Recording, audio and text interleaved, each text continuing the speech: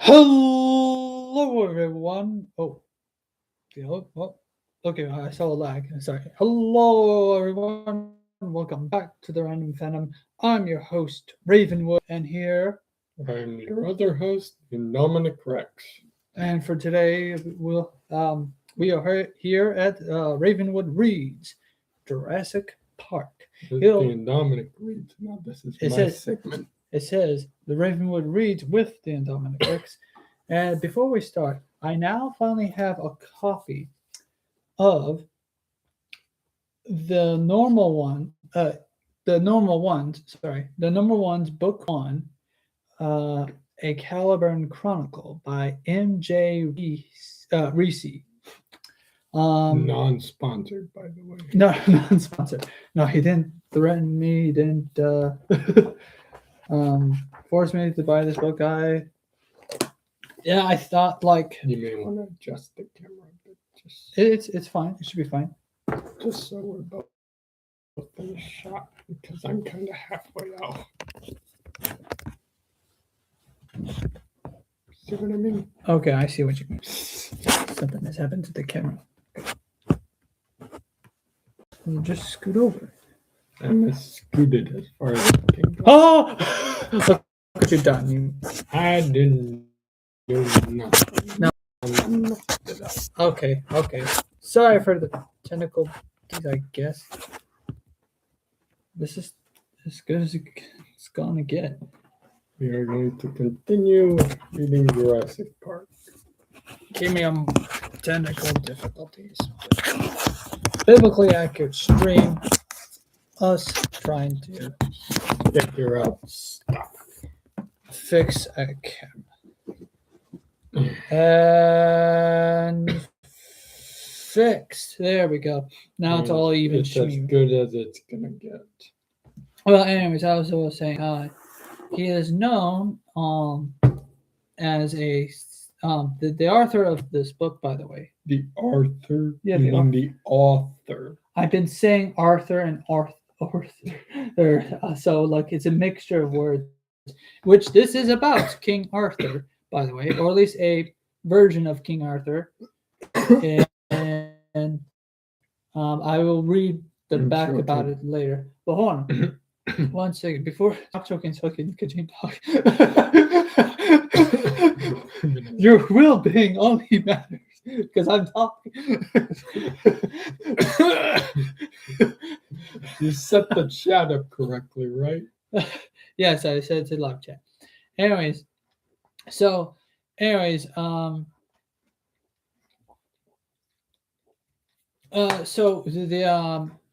he is also known as I Know Nothing, and as a host from the Jack streams on Celtic Phoenix Productions, and he's not I don't know if he has his own YouTube channel. You'll have to ask him during the next bad fiction. Or I just have to ask him in the DMs. Yeah, you can ask him. Well, anyways, if you want to be poor about it, then sure. I have him in the DMs. I could just ask him for that. Sure. Anyways, well, he's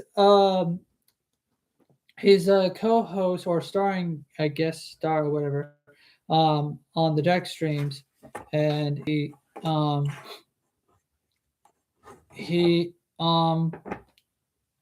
wrote this book. So yeah, he's also from the Jack streams. He's also in a D&D session that's also on the Celtic Fix Productions. He wrote this book, so go read it. Yeah, give it a read. If you're into Artorian fantasy type genres of books, I will give it a. It will be part. I will read this after on his own time. He will read this here on RavenWood Reads. Yeah, I will eventually read this. Sometime after Jurassic Park. I am planning to read the Fazbear Frights book first, and then I'll read this. Or at least I'll get into this. But regardless, and for those of you wondering, well, then Dominic, why don't you read the book? Why don't you join him? No, Well, no. Anyways, he's I've got my own stuff planned. That's why. He's also also in the bad fan fiction night streams. Anyway, I don't know if he's a YouTuber. I'll ask him if he is a YouTuber or not. But anyways, he's a book writer. He wrote this book, and he better appreciate. He knows nothing. He better appreciate us for giving his book a shout out. I will decorate the book later to give it. Here, allow me. No, hold stop. the book. Hold the book up. No, I don't know what you're going to do. But don't do any damage to it. Why would you smack? Random sticker. No. So you put an invisible sticker there. Okay. It had the random seal of approval. Well, anyways, so I'll read it eventually on the channel. Now the announcement is on the way. Let's start reading Jurassic Park chapter. Jurassic Park. Jurassic Park. Oh yeah, I did. Roll credits. The book is over. I will say there are some people who have told me that the book is actually much worse than the movie in terms of like the whole chaos theory in it. And so I'm like, I will leave that to judgment. I'm going to at say, first, okay, I haven't. I'm going to say this much because this is not my first time reading this book. I've read this book so many times. I can memorize it front to back. I feel like both books. Some credits might be right because, like, we've gone to the part where Ian Malcolm was started to babble about chaos theory and whatnot. But what I hate about that is like there's a difference between foreshadowing and being blunt that this park is going to fail. You know, being blunt. Let me finish. And being blunt that this park is going to fail. What if this wasn't like? But you know, I'm saying I'm going to say this much. Unlike the Ian Malcolm in the movie, the Ian Malcolm in the books is a lot more cynical and reproachful about how he applies his statements on chaos theory. He about it, whereas in the movie they shut him up about halfway through, so he just spent most of the film kind of just laying around with the map on top of him because his leg was broken. I'm also told that the characterization in the movies are a lot better than the characterization in the book. I feel like that's more leaning towards what do you call it? Not subjective opinion, but like it is subjective opinion. All this is subjective opinion. But I'm like, I feel like that's leaning more towards what do you call it? Appetite, not appeal. It's appeal. You know, not appeal, but like I feel like there's another word I'm looking for. Like not appetite, not appeal, but like I think the word you're looking for is perspective. Yeah, well, anyways, I feel like that's I will say this much. And Sam Neill playing as Alan Grant, that was a nice approach to it. Laura Dern as Ellie Sattler, nice. Jeff Goldblum as Ian Malcolm, I at first did not think he fit the role because the Ian Malcolm in the book is a lot more serious and he's very pessimistic at times, but it worked. He somehow brought the role to life. Well, regardless, anyways, we're nearly 10 minutes in. I know, but I was given warning about this book and after the fact that we already started reading it. You know what I'm saying? Here's my warning to everyone giving RavenWood warnings. We do not care about your opinions. Let us form our own. I will form. Let him form his own. I will form. Stop shoving your expectations. That's not what they're criticisms upon this man. Let him form his own. No. You have been warned. No. It's just more just peers and whatnot. But like, I will form my own opinion. It's just that I'm now cautious. You know what I'm saying? Like it's like I'm cautious about it. Like I don't want to like I so far I am enjoying this book. Like so far I like the fact that they're exploring the dead dinosaur tale and thinking whether it's a hoax or not. And I like that. I like the little fluff and little stuff that's the fluff and butter, I guess. The meat of the story No, not the meat. has yet to be explored. Yeah. So yeah, we're anyways, currently getting into the finer details. yeah. So But to all the peers out there, I say unto you, don't be harsh on them. They're no, that's all I had to say. I feel like they're still being harsh. Show them mercy. That was my mercy. Anyways, let's. You've been warned. You give them any more criticism. No, it's not the warnings. You give them any more warnings or criticisms or your own thing to be like, you shouldn't read it. Well, no, they're not saying don't. I will find you. No, they're not saying don't read. They're saying I'm just saying if you give them any more, it's blah blah blah blah blah or blah blah blah blah blah. I will find you. I will hunt you down. And I will do something. I don't know. Well, that doesn't matter. You know what? Godzilla will hunt you down, and he will smash your real estate. Real estate. Real estate. Oh, whatever. Anyways, let's continue where we left off. Flip. Jurassic Park. They moved into a green tunnel of overarching palms, leading toward the main visitor building. Everywhere, extensive and elaborate planting emphasized the feeling that they were entering a new world, a prehistoric tropical world, and leaving the normal world behind. Ellie said to Grant, "They look pretty good." "Yes," Grant said. "I want to see them up close. I want to lift up their toe pads and inspect their claws and feel their skin and open their jaws and have a look at their teeth." "I suppose it changes your field a bit," Malcolm said. Grant shook his head. "It changes everything," he said. "For 150 years, ever since the discovery of gigantic animal bones in Europe, the study of dinosaurs had been an exercise in scientific deduction. Paleontology was essentially detective work,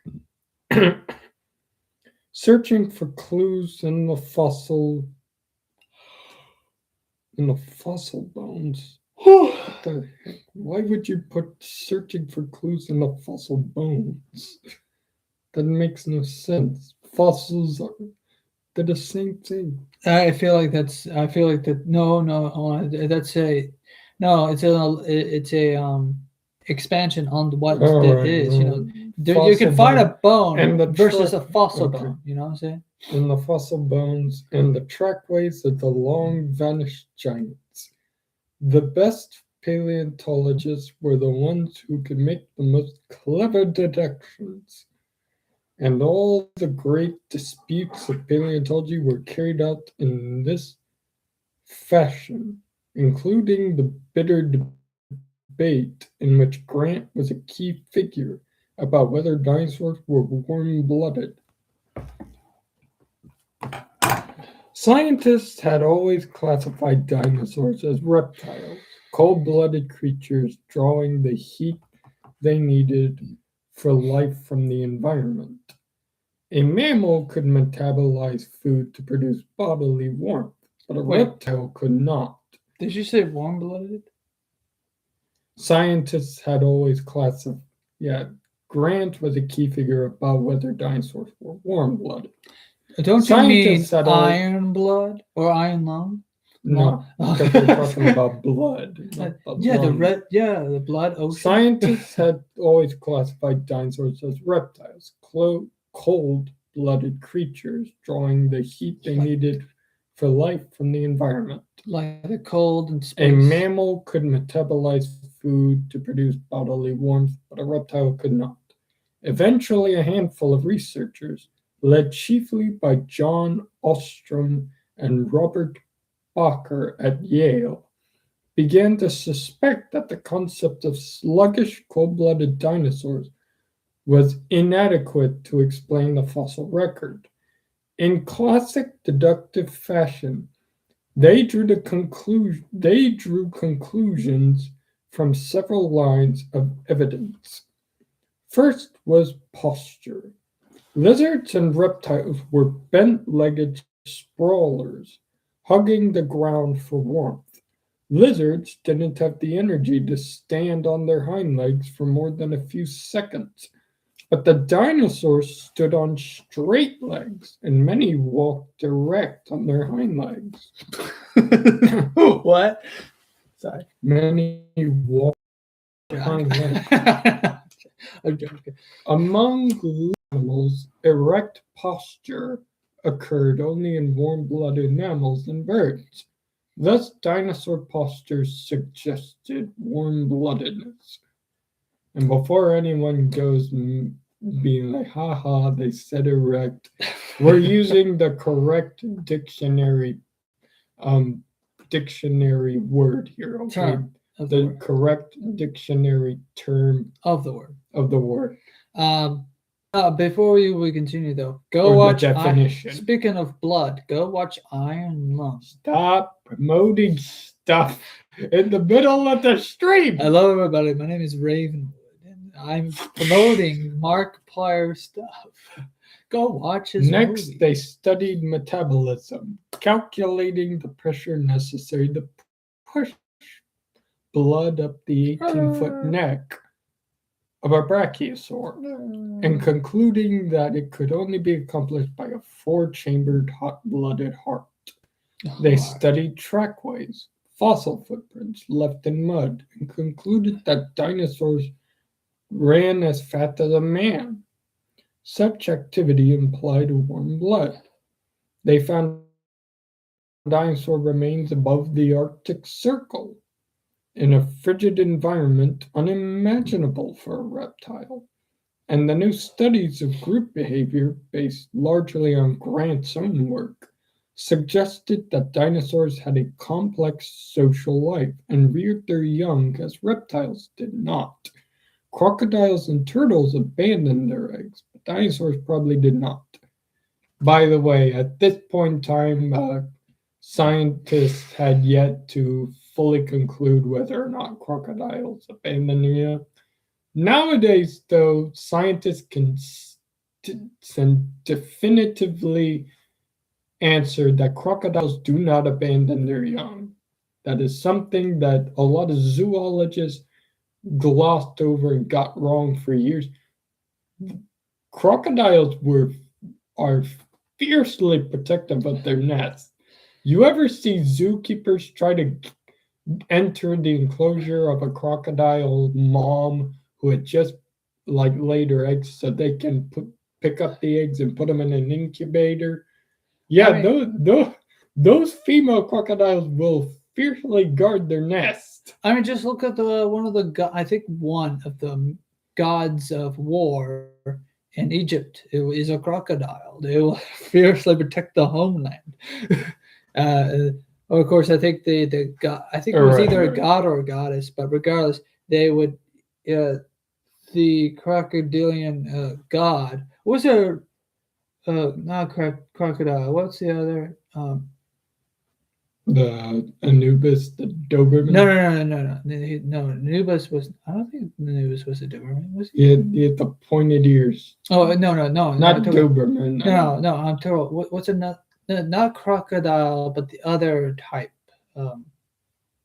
Alligator. Sorry, no, and was it is he an alligator or crocodile? Crocodile in the Nile or alligator? No, alligators are different. Alligators are more so. Yeah. Okay. So no, crocodile. Crocodiles are the Nile. Yeah. Anyways, there's the Nile crocodile. There is no Nile alligator. Nile. So far as I know, I am the rare Nile alligator. Anyways, it kind of makes sense in this it being a crocodile, the god of war, being a crocodile and whatnot.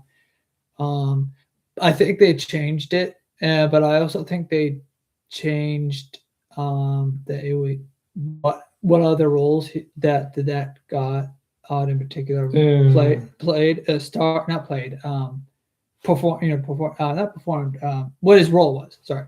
Anyway, the warm-blooded controversy had raged for 15 years before a new perception of dinosaurs as quick-moving, active animals was accepted, but not without lasting animosities. At conventions, there were still colleagues who did not speak to one another. Oh, it's kind of like nowadays at anime conventions. I'm sorry, but I will not talk to a Black Clover fan. I am a Bleach fan. Or the infamous, I do not associate myself with fairy tale fans. I am a Fire Force fan. We stand Fire Force and Soul Reaper. We spit upon the fairy tale community. Okay. And then there's the so precious Dragon Ball community. I'm like, I bet my character could beat yours. Yeah, we get it. Goku can beat everyone. Blah blah blah. Like, we get it. You're not slick. They're not. All right. But your character Zoro, can he beat Mr. Popo? No. Anyways, no. Like, there's also the recent debate. Can he beat Mr. Popo? Bleach fans versus Jujutsu Kaisen fans. We are not going to open that can of worms. We are not opening that can. I am siding with neither because I do not like season 1 of Bleach, and I can understand the complaints of Jujutsu Kaisen. It's just basically the bargain bin of Bleach. If you look at the plot and how everything surrounding it and how everything basically it. Well, everybody has a bit of inspiration from one another. And what's funny is that that Bleach was inspired from another anime. I forget what it's called, but I think it starts with like Yu or something like that. But anyways, Bleach was inspired. I believe. No, it was not Yusuke. Trust me. It was called Yu something else. But anyways, it was inspired by that, and sooner or later, Jujutsu Kaisen will probably be inspired. Will probably inspire. Will probably inspire. Yeah, will probably inspire future generations. But being somehow worse. Anyways, continue. But now, if dinosaurs could be cloned, why Grant's field of study was going to change instantly. The paleontological study of dinosaurs was finished. The whole enterprise, the museum halls with their giant skeletons and flocks of echoing school children, the university laboratories with their bone trays, the research papers, the journals, all of it was going to end. You know, you don't seem upset, Malcolm said. Grant shook his head. It's been discussed in the field. Many people imagined it was coming, but not so soon. Story of our species, Malcolm said, laughing. Everybody knows it's coming, but not so soon. It's coming! It's coming! The redcoats are coming! No, he said... Yeah, he said redcoats. No.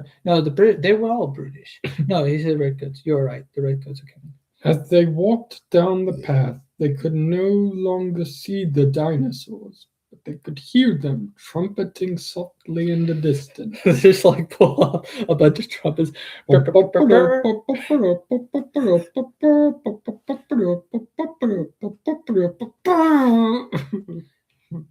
was thinking of like.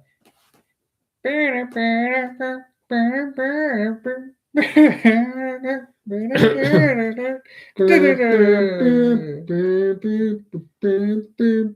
saxophone. Stop playing a saxophone. I'm playing a trumpet. No, this is like one of the sauropods.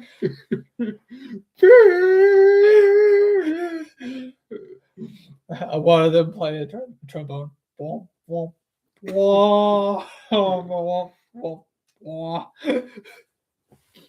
And then one of them like grabs what do you call those big the tuba? Sorry, one grabs the tuba. Like it's play, it just goes boom. It just walks away.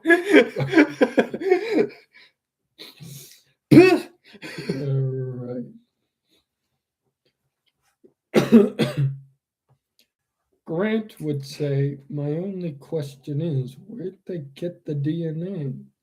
Grant was aware of serious speculation in laboratories in Berkeley, Tokyo, and London that it might eventually be possible to clone an extinct animal such as a dinosaur if you could get some dinosaur DNA to work with.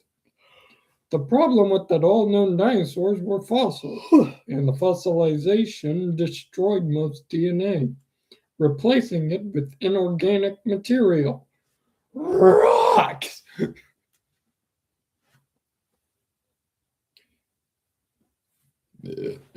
Of course, if a dinosaur was frozen or preserved in a peat bog or mummified in a desert environment, then its DNA might be recoverable.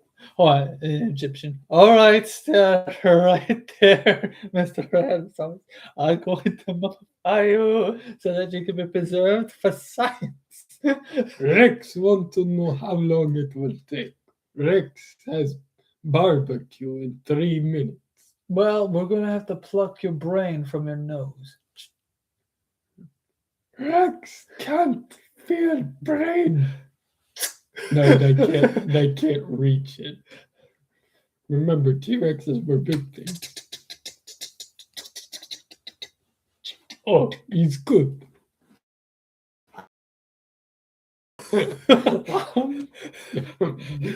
Rex barbecue begins now. Okay. Now hold on, Mr. Velociraptor. We're gonna mummify you. If I may say, could I inspect that gauze real quick? Oh yeah, sure.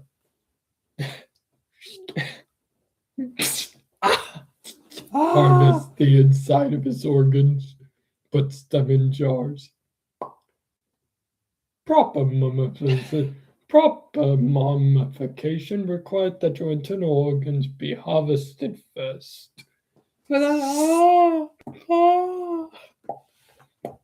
Now we can begin. There we go. We have ourselves a mummy.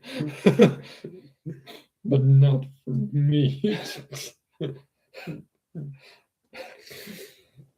Okay. Mr. Freeze. Freeze the dinosaur. Okay, sorry. That's enough. But nobody had ever found a frozen or mummified dinosaur, so cloning was therefore impossible. There was nothing to clone from. All the modern genetic technology was useless. It was like having a zero copier, but nothing to copy it with it. Excuse me. Ellie said, you can't reproduce a real dinosaur because you can't get real dinosaur DNA. Unless there's a way we haven't thought of, Grant said. Like what? She said. I don't know, Grant said. We go back in time.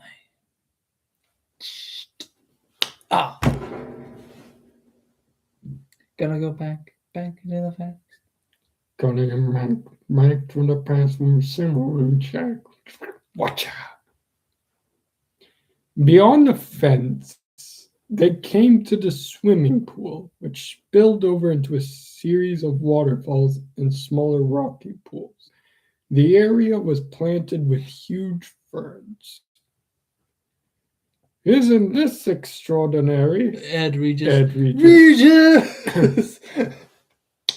It's like all of a sudden we got Funny they mentioned this. If y'all have seen the Xfinity Jurassic Park commercial, they showed the outer exterior at the resort in that commercial that they didn't show in the actual movie. There were Jurassic Park had rides. There was going to be all kinds of things for Jurassic Park, and Xfinity actually showed some of the, for their trailer. They showed some of the stuff that they were going to have planned, and so I was like, "Hey, that's a nice little subtle callback.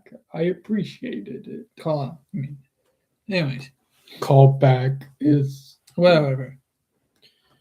Ed Reed just said, especially on a misty day, these plants really contribute to the prehistoric atmosphere. These are authentic Jurassic ferns, of course. Ellie paused to look more closely at the ferns. Yes, just as he said. Serena veriformans, a plant found abundantly in fossils more than 200 million years ago, now common only in the wetlands of Brazil and Colombia. But whoever had decided to place this particular fern at poolside obviously didn't know that the spores of veriformans contained a deadly beta carboline alkaloid. Even touching the attractive green fronds could make you sick. And if a child were to take a mouthful, he would almost suddenly die. The toxin The toxin was 50 times more poisonous than oleander. And yet people still manage to turn oleander into hand lotion. They can't get enough of lavishing us with poisonous plants. People were so naive about plants, Ellie thought. They just chose plants for appearance, that they would choose a picture for the wall. It never occurred to them that plants were actually living things. Maybe y'all should think about that yourselves, you bloody, what's the term for it called? You bloody vegetarians. This very rare species of piranha plant says it doesn't, according to science, it doesn't eat flies and insects, but we don't know what it actually eats. So therefore, because of its beautiful body, we'll put it in our backyard. Miss Alfred, where are all my poodles? Sir, I put them in the backyard. Madam, I put them in the backyard. Yum. Oh no! Spit my poodles out! Yum. I'll give you $5 to spit the madam out. Ha! Oh! I'll give you $5 more if you spit my poodles out. Raises the price. 15. 25. Ding. Ha. Wow. How many poodles did you buy? Jesus Christ. All right.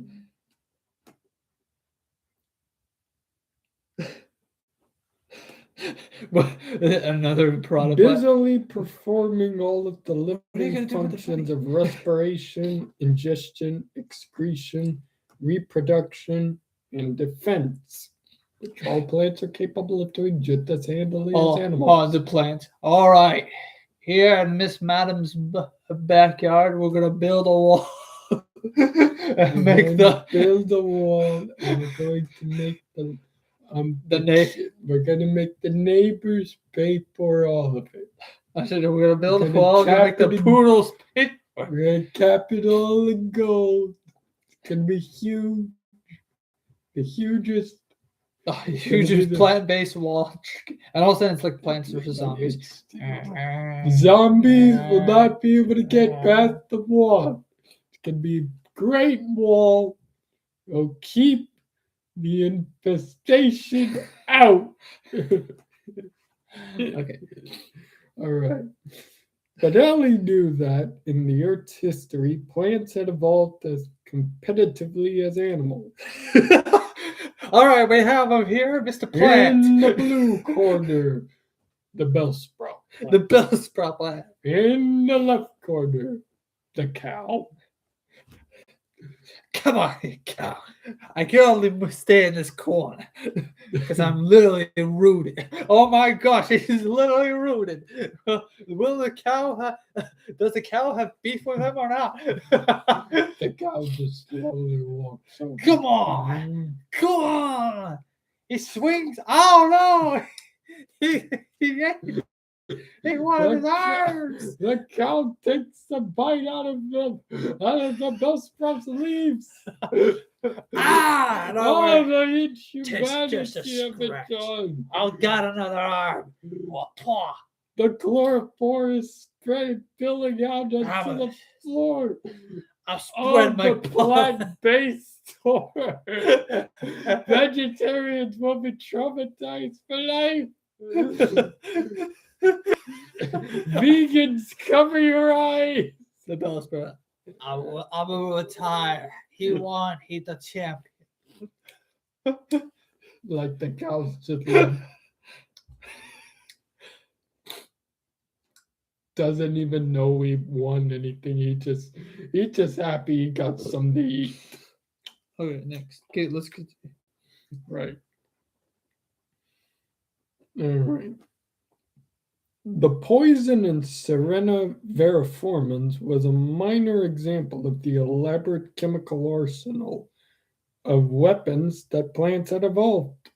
There were terpenes, which plants spread to poison the soil around them and inhibit competitors, alkaloids, which made them unpalatable to insect predators and children, and pheromones used for communication. Can you reach my pheromone account, my pheromone number? Let's just release a bunch of pheromones. No. I'm supposed to get the pheromone number of the bus driver. Bus driver? What bus driver? Oh, okay. All right, then.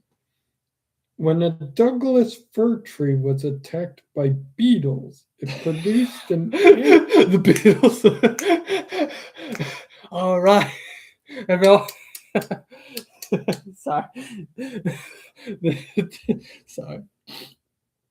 Well, I heard you started dating again, Wingo. What was the name? With that one-legged chick. What was her name? Peggy. Why? There'll be none of that. Or was it Ali? Yeah, see, Ringo got it. It produced an anti-feedant chemical. And so did other Douglas firs in distant parts of the forest. It happened in response to a warning. Have you no beetle? My name's Douglas. All the chemicals secreted by the trees that were under attack. Under attack! People who imagined their life on Earth consisted of animals moving against a green background seriously misunderstood what they were seeing. That green background was busily alive. Plants grew, moved, twisted, and turned, fighting for the sun. And they interacted continuously with animals, discouraging some with bark and thorns, poisoning others, and feeding still others to advance their own reproduction, to spread their pollen and seeds. It was a complex, dynamic process which she never ceased to find fascinating, hence her paleobotany career, which she knew most people simply didn't understand. But if planting deadly ferns at poolside was any indication, then it was clear that the designers of Jurassic Park had not been as careful as they should have been. Isn't it just wonderful? Ed Regis was saying. If you look up ahead, you'll see our safari lodge. They're gonna get sued for just. Ellie saw a dramatic, low building with a series of glass pyramids on the roof. That's where you'll all be staying, here in Jurassic Park. Grant's suite was done in beige tones, the rattan furniture in green jungle print motifs. The room wasn't quite finished. There were stacks of lumber in the closet and pieces of electrical conduit on the floor. There was a television set in the corner with a card on top. Another thing that the book does that the movie does not, it shows their lodgings. Like they actually stayed there for a while before they set off into the park.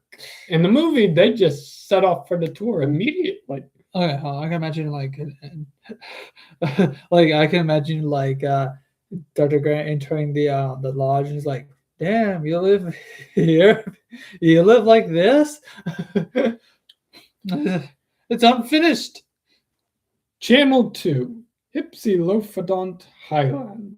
Mm-hmm. Channel 3, Triceratops Territory. Mm-hmm. Channel 4, Sauropod Swamp. Mm-hmm. Channel 5, Carnivore Country. Mm-hmm. Channel 6, Stegosaurus South. Mm-hmm. Channel 7, Velociraptor Valley. Mm-hmm. Channel 8, Pterosaur Peak. What happened to Channel 1? Well, you see,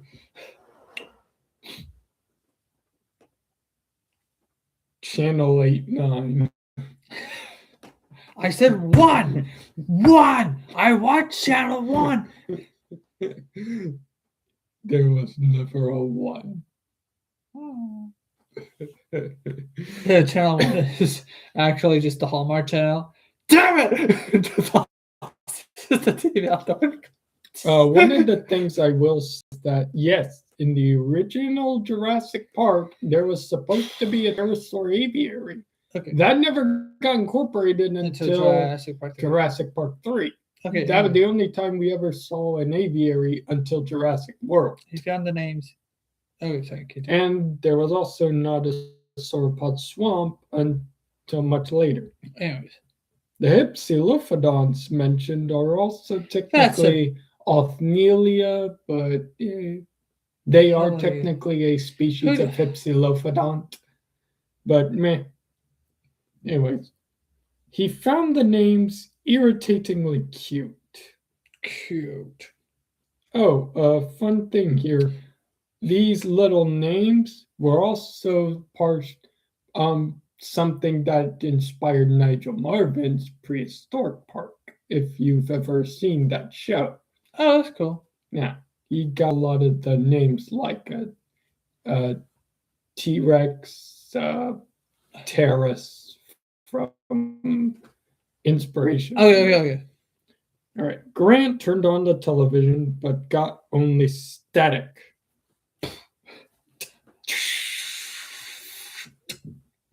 Okay, let me try and change it to another channel. He shut it off and went into his bedroom, tossed his suitcase on the bed. Wait, hold on. So they had a separate room? Yeah, I told you in the books, they all had rooms. They stayed in there for a while. They didn't immediately set off into the park. Okay, no, I mean so it's like an actual, not in a hotel. Okay, I'm taking hotel. No, it's a suite. A suite. It's so sweet.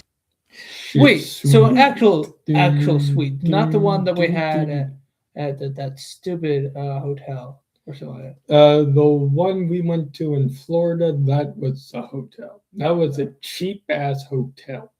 What about the other one that we went to temporarily? That was an inn.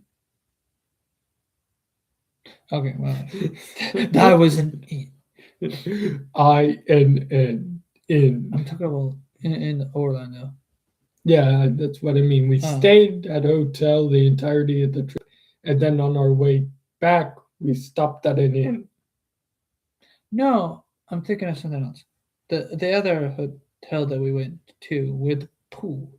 Yeah, that was a hotel. Okay, are you sure? That was a hotel. Okay. Anyways, All right. Put it on the bed. Directly over the bed was a large pyramidal skylight. It created a tented feeling, like sleeping under the stars. That's a red flag for me. I feel like he's gonna go into the lodging one of these days, tries to sleep, and then all of a sudden, like a raptor or a small creature would try to like, and he'd like run out of the, you know what I'm saying? And that gives me the creeps, you know what I'm saying? The ceiling, anything with the window ceiling, whatever you call it, Right. that gives me the creeps. I feel Like like sleeping under the stars. Unfortunately, the glass had to be protected by heavy bars. See? So that striped shadows fell across the bed. Grant paused. He had seen the plans for the lodge, and he didn't remember bars on the skylight. In fact, these bars appeared to be a rather crude addition. A black steel frame had been constructed outside the glass walls, and the bars welded to the frame. As if they were added recently, just a moment before they arrived. Puzzled, Grant moved from the bedroom to the living room. The window looked out on the swimming pool. By the way, those ferns are poison, Ellie said, walking into his room. But did you notice anything about the rooms, Alan? They changed the plans. I think so, yes. She moved around the room. One of the light bulbs died. Are you sure? Yeah, in overhead. I'm just saying. On the anyways, I think yes. She moved around the room. The windows are small, she said, and the glass is tempered, set in a steel frame. The doors are steel clad. That shouldn't be necessary. And did you see the fence when we came in? Grant nodded. The entire lodge was enclosed within a fence with bars of inch-thick steel. The fence was gracefully landscaped and painted flat black to resemble wrought iron. But no cosmetic effort could disguise the thickness of the metal or its 12-foot height.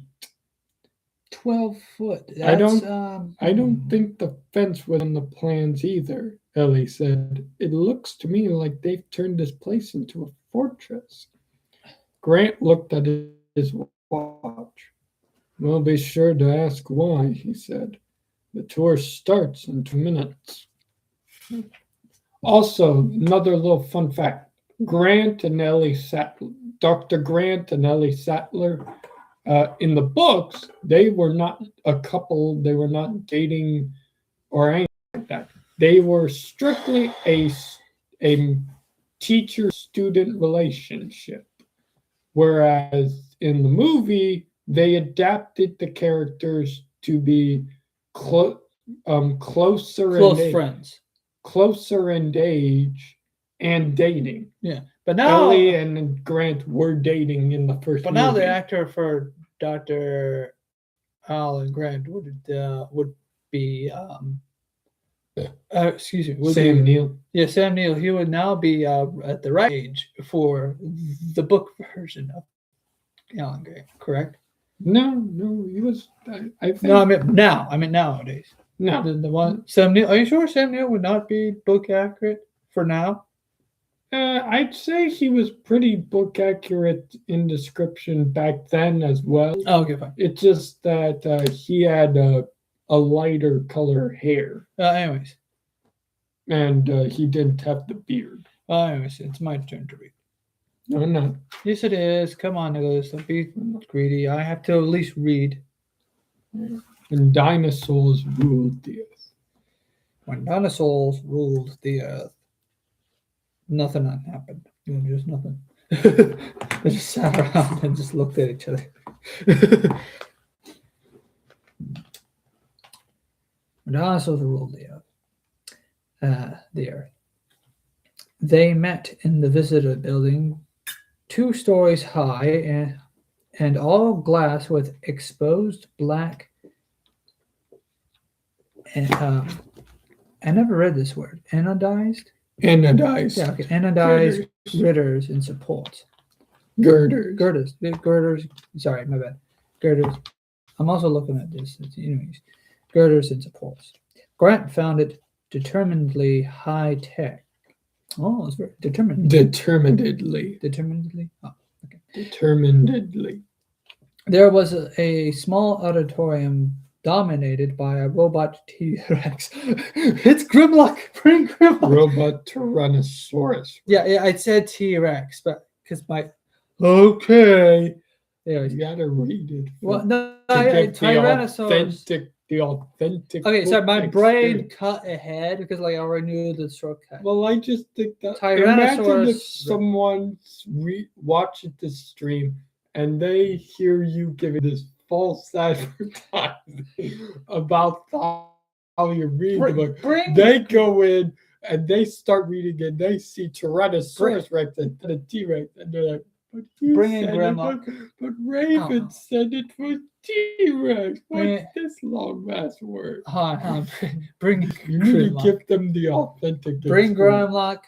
No. Yes, he's a robot Tyrannosaurus No, Rex. he's a cybernetic T-Rex.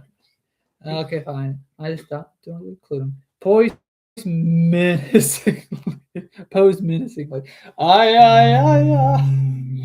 Like, just like his too tiny. No, instead of 2 tiny arms, like they're technically the same length, but they're like all beefy. He was Chunky. just standing there menacingly. Continue. Menacingly by the entrance to an exhibit area labeled "When Dinosaurs Ruled the Earth." That's the giant little banner. Roll credits. Your thing's over. Nice. Further on were other displays. What is a dinosaur? It's dead. And the Mesozoic world. I'm not gonna lie, you sound almost as dumb as Casey Owens when she said the Jews invented dinosaurs. The Jews. She apparently Oh. Okay. There was this woman, I think her name is Candace Owens. Don't get political. Casey Owens. Let's talk But about. no, I'm not getting political. There's this woman, she Let's not talk spoke in an interview somewhere, but they had the quote and everything. They had the entire clip posted on YouTube, but this woman saying, yeah, the dinosaurs were completely invented by the Jews. Where? If they were invented by the Jews, where do the museums get the fucking bones? It's like what Moist Critical said. The Jews, they pissed on my floor. It wasn't my cat or dog. They came and picked up the dog.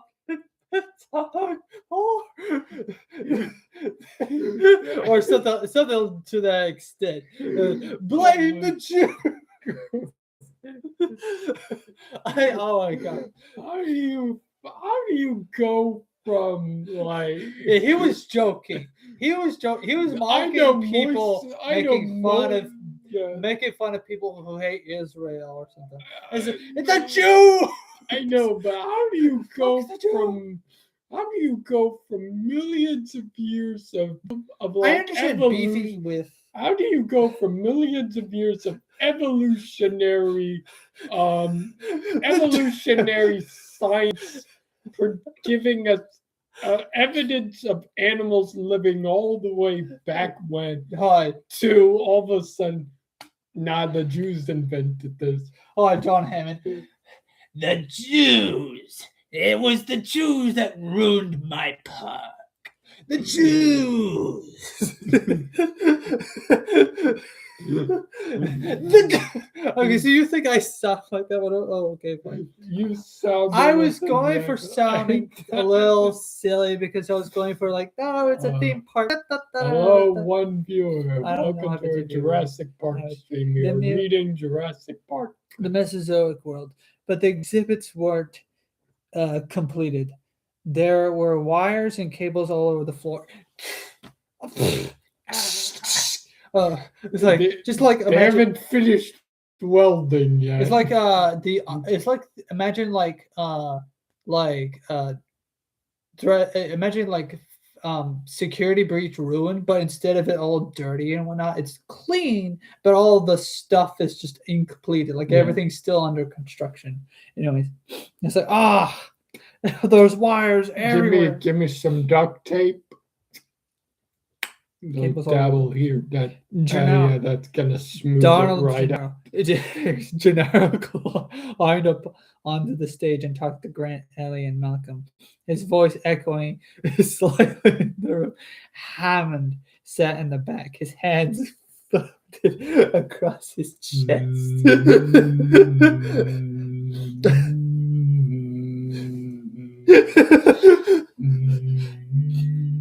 Well, about to tour these facilities, Gennaro said, I'm sure Mr. Hammond and his staff will show everything in the best light. Before we go, I wanted to review why we are here and what I need to decide before we leave. Basically, You as can't do the. I'm doing my best. basically, as you all realize by now, this is an island with which genetically engineered dinosaurs have been allowed to move in a natural park-like setting.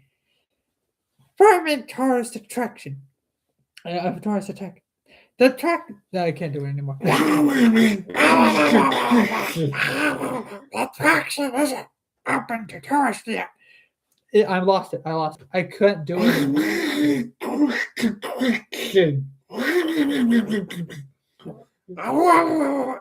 I can't do it anymore. I used to do it.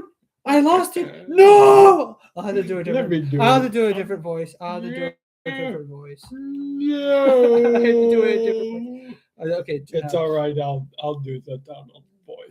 I lost it. I had it like I know I had it like a long.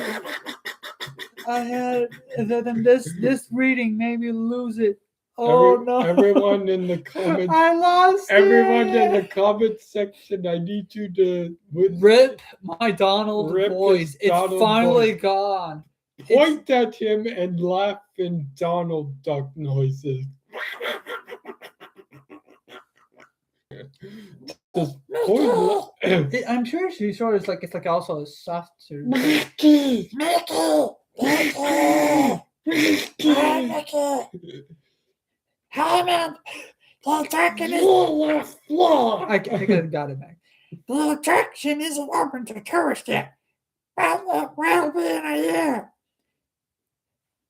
Now, who's speaking This here? hurts. It hurts my voice too. This hurts to listen to. Mickey! No! My question for you is a simple one. Is this island safe? Is it safe for visitors? And is it safely containing the dinosaurs?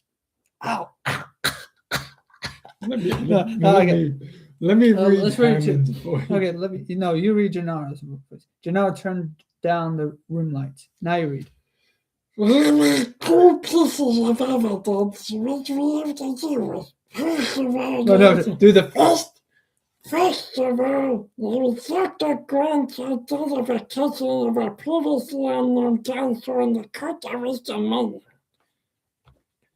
This dinosaur is known only from a partial fragment. It was found in July of this year after it supposedly bit an American girl on the beach. Dr. Grant can tell you more later. I've asked for the original fragment, which is in a lab in New York.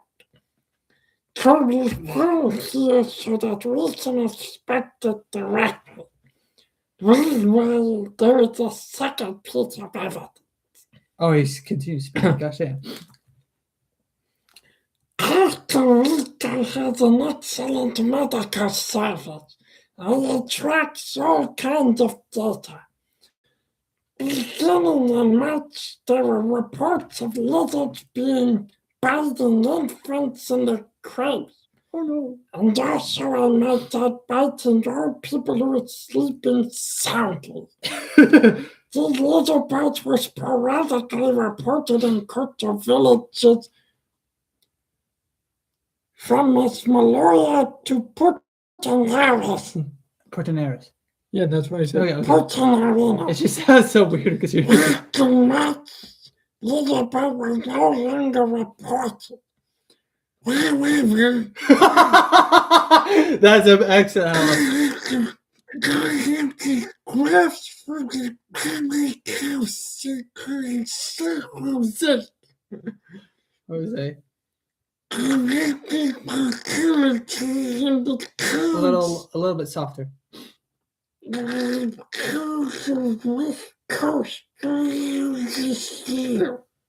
Now it sounds like Donald's like on one of those like speakers, and he's like, and it's cutting out. That's why it sounds like. No, That's what no I'm- offense. That's what I'm going for. He's And then trying it- to- okay, he's now shouting into a mic. Now the book shows us a graph.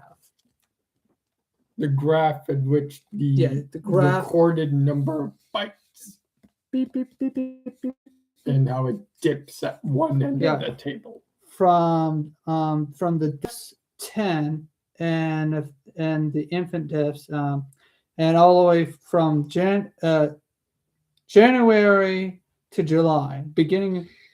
So no, before wait, hold on. Okay. Gennaro said. Did you know I said?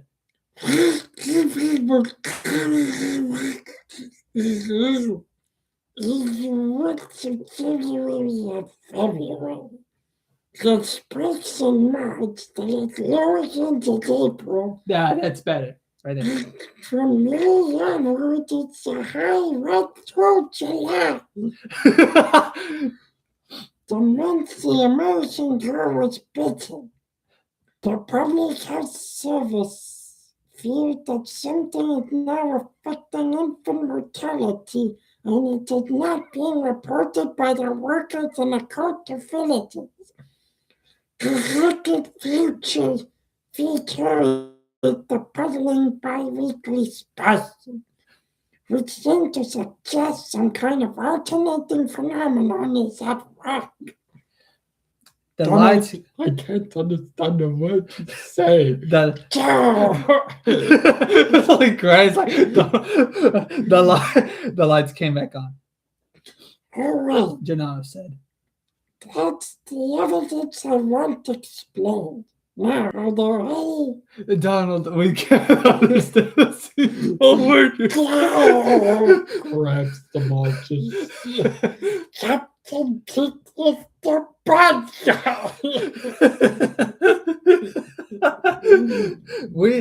Malcolm, we can save ourselves a great deal of trouble.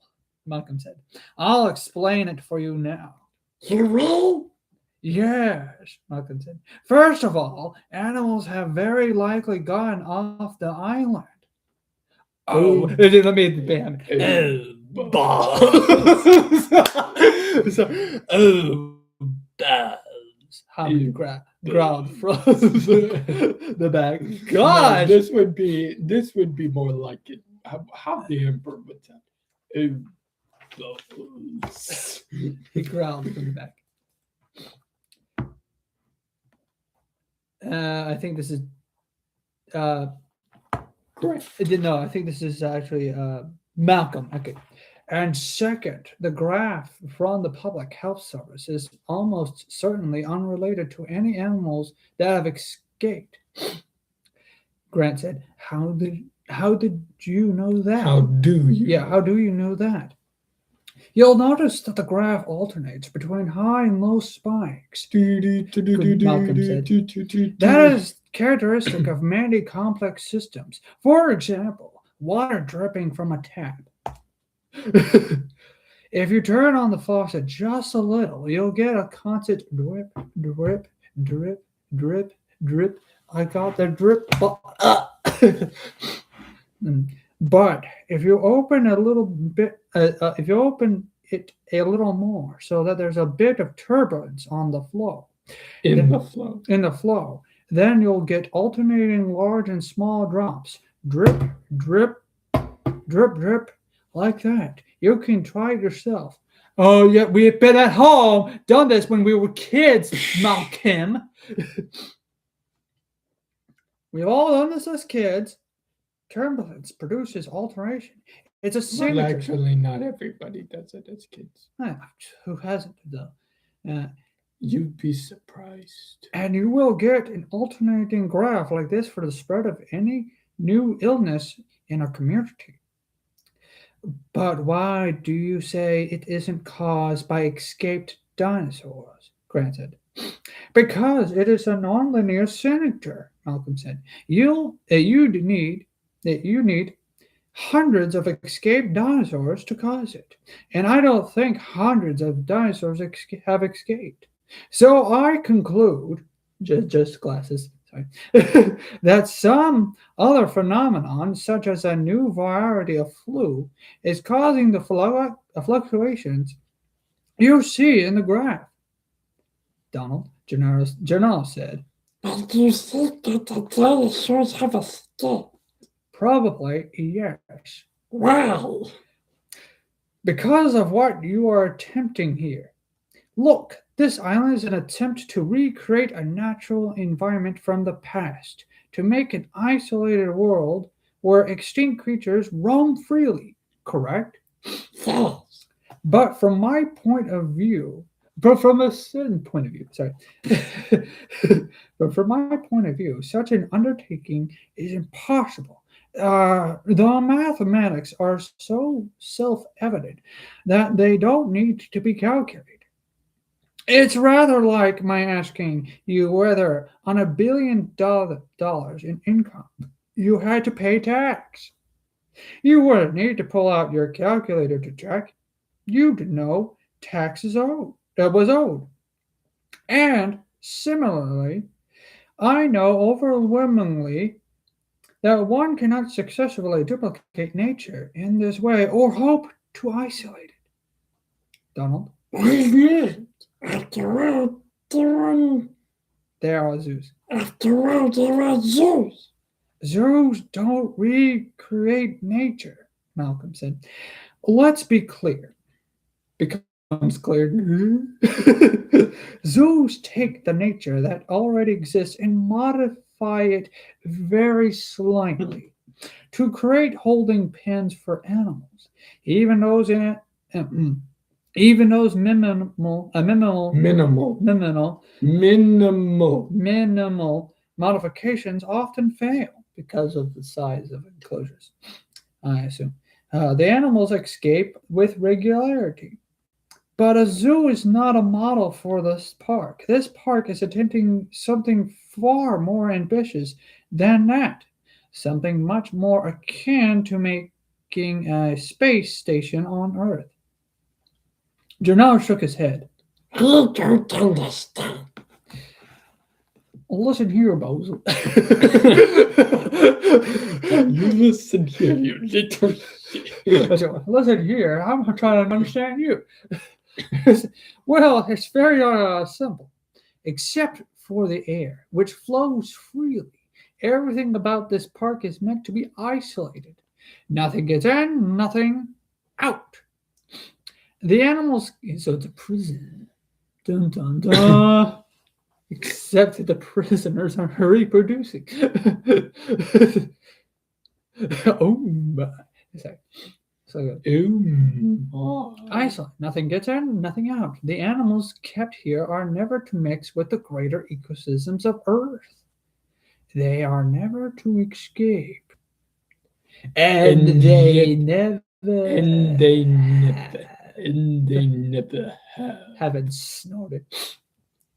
Such isolation is impossible. Alien isolation. Sorry. It's impossible. Michael said flatly. It Malcolm, also become not Michael. Sorry, Malcolm. Sorry, Malcolm said flatly. He also he's flat.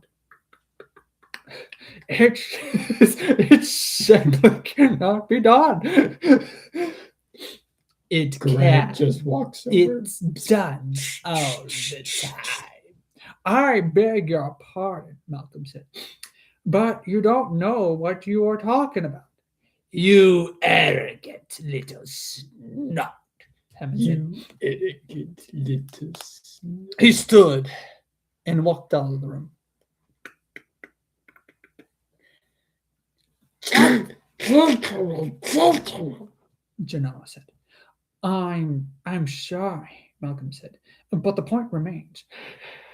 What we call nature is in fact a complex system of far greater subtlety that I don't know why my brain wanted to pronounce the B or D, whatever. Sorry.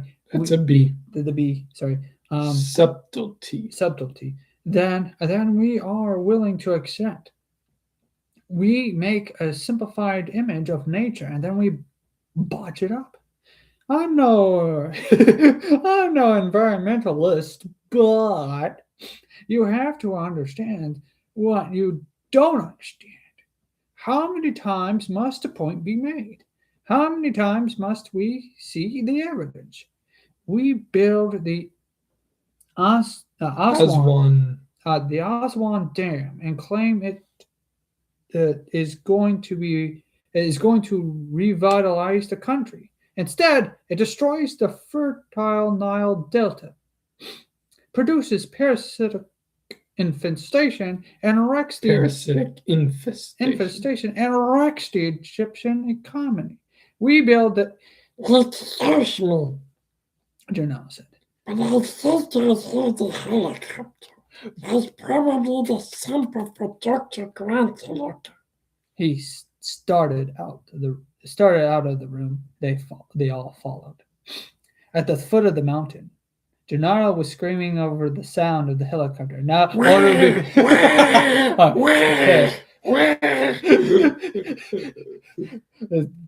of the sound of the helicopter, the veins of his neck stood out.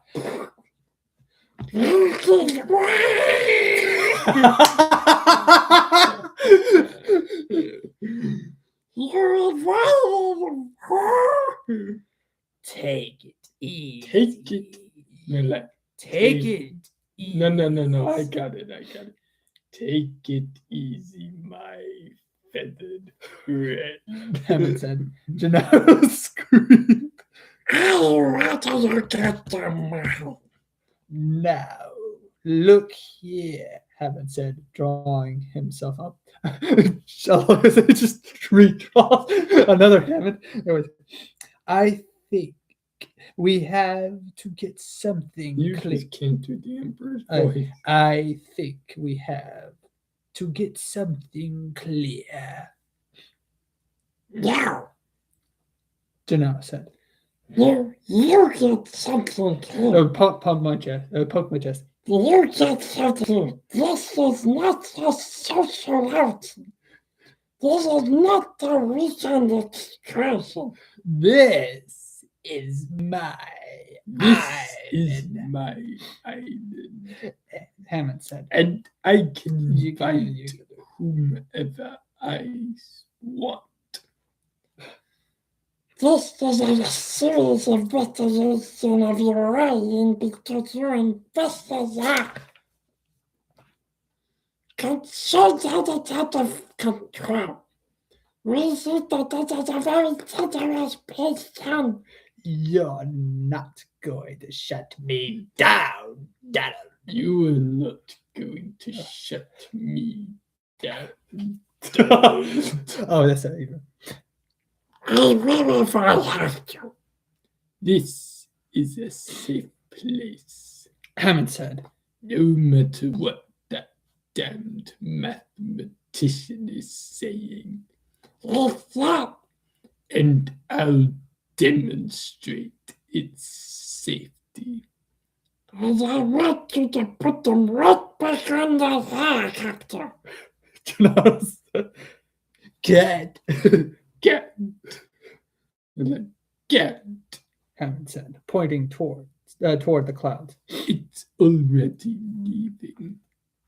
And indeed, the sound of the rotors was fading. Don't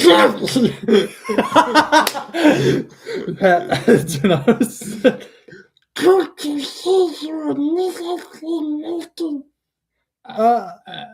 Hammond said, Let's let's continue this later. I don't want to upset the children. Grant turned and saw two children coming down the hillside, led by Ed Regis. Hey! There was a bespectacled boy of about 11 and a girl a few years younger. Oh, so she was younger, but they didn't get she's tall. In the film, Lex and Tim, the roles were reversed. Lex was older, Tim was younger.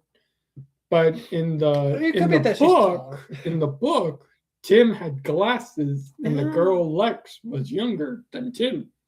They flipped the roles, and they removed the glasses. Few years younger, perhaps 7 or 8. Her blonde hair pushed up under a Mets baseball cap and a baseball. No. I got it from here. Donald Generic like. You can't keep doing this for your mother, John. No, Donald. John Hammond would be like, it's not all about the money, Donald. All of a sudden he turns into movie John Hammond. It's about the Mets, Donald. Let's go the Mets. Yes, come now. No, the Mets. Let's see the Mets go. Okay, yeah. Slung over her shoulder. Oh, she's tall. She's a bit. She's tall. Yeah. The two kids made their way nimbly down the path from the helipad and stopped some distance from Gennaro and Hammond. Lo, under his breath, Gennaro said, he said Christ, but still. Can you say it in his voice? I said it in yeah. I said it. Okay. Now take it easy. No, take it easy. Hammond said. Their parents are getting a divorce, and I want them to have a fun weekend here. The girl waved Tentatively. Sorry. Hi, Hi, Grandpa, she said. We're here. The tour. Oh, we're getting into the meat of it now, boys and girls. Do you want to stop here? No, I wanted to read one more segment. Tim Murphy could see at once that something was wrong. His grandfather was in the middle of an argument with the younger, red-faced man opposite him, and the other adult standing behind looked embarrassed and uncomfortable. Alexis felt the tension too, because she hung back, tossing her baseball in the air. He had to push her. Go on, Lex. Okay, sorry. Go on, Lex. Go on yourself, Timmy. Don't be a worm, he said. Lex glared at him, but Ed Regis said cheerfully, I'll introduce you to everybody, and then we can take the tour. I have to go, Lex said. I'll just introduce you first, Ed Regis said. No, I have to go. But Ed Regis was already making introductions, first to Grandpa, who kissed them both, and then to the man he was arguing with. This man was muscular, and his name was Gennaro. The rest of the introductions were a blur to Tim. There was a blonde woman wearing shorts and a man with a beard who wore jeans and a Hawaiian shirt. He looked like the outdoors type. Then a fat college kid who had something to do with computers. And finally a thin man in black who didn't shake hands but just nodded his head. Tim was trying to organize his impressions and was looking at the blonde woman's legs. Stop. But not as Tim was trying to organize his impressions and was looking at the blonde woman's legs. Okay. I just wanted to make sure I didn't skip a line. Mm-hmm. When he suddenly realized that he knew who the bearded man was. Your mouth is open, Lex said. Tim said, I know him. Oh, sure, you just met him. No, Tim said, I have his book. The bearded man said, what book is that, Tim? It's this book.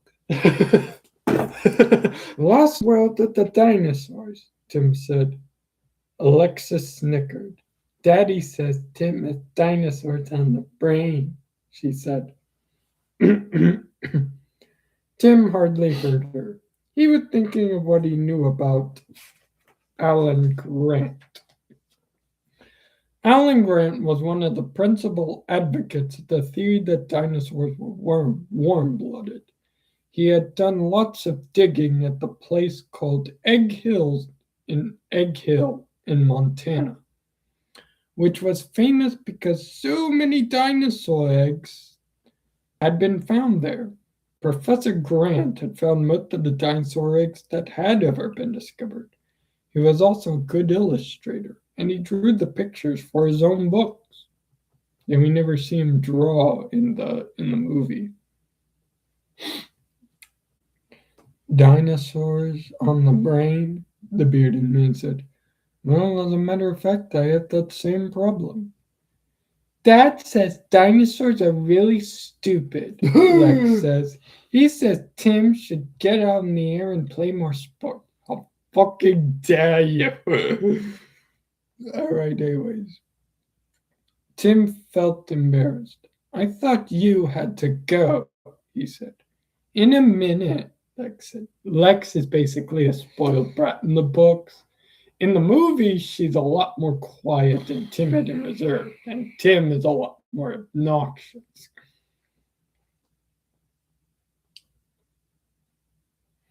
I thought you were in a rush. I'm the one who would know, don't you think, Timothy? She said, putting her hands on her hips, copying her mother's most irritating stance. Tell you what, Ed Regis said. You know what? I'm going to quote the Mr. Handy from Fallout. Why don't we all just head on over to the visitor center and we can begin our tour? Everybody started walking. Tim heard Gennaro. You mean Mr. Gutsy? Yeah. No, from the Fallout series. You're not. The Fallout series. I know what you're talking about. Like the British accent is not. No, the guy that the ghoul talks to, you know. Mr. Handy.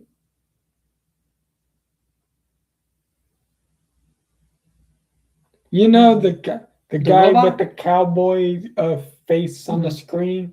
Yeah, but like, wait, huh? Mr. Handy. There's no. Not Mr. Handy. There's a robot. There are robots called Mr. Handies, and there are robots that are the same build called Mr. Gutsies.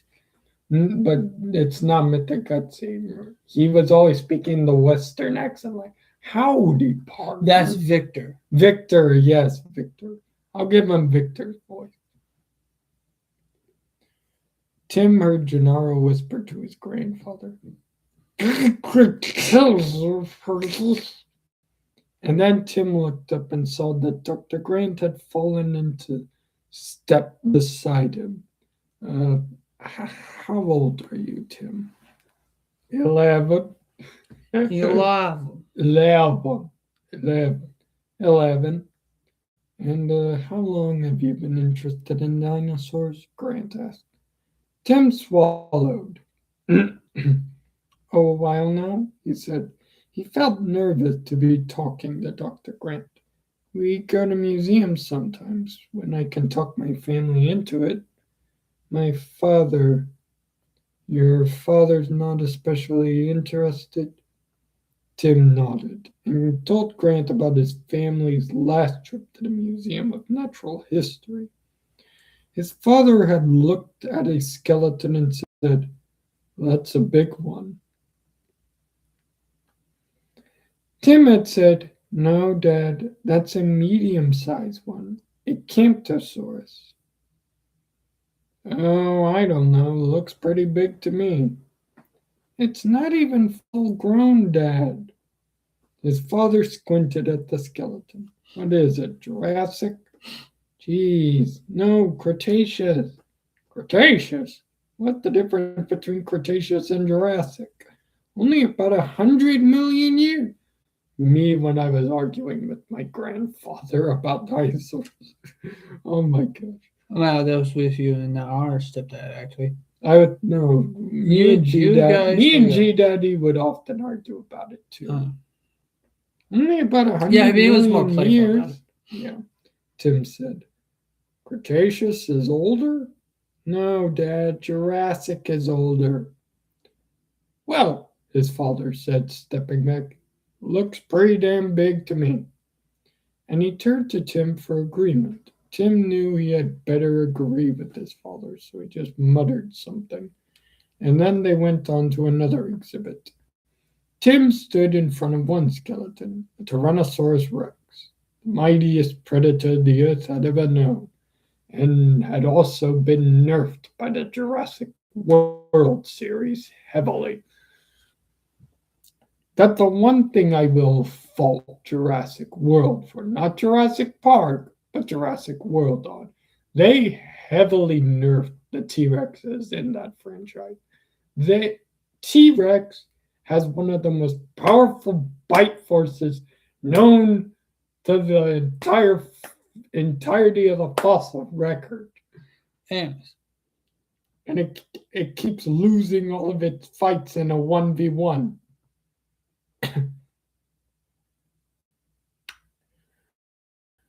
For a long time.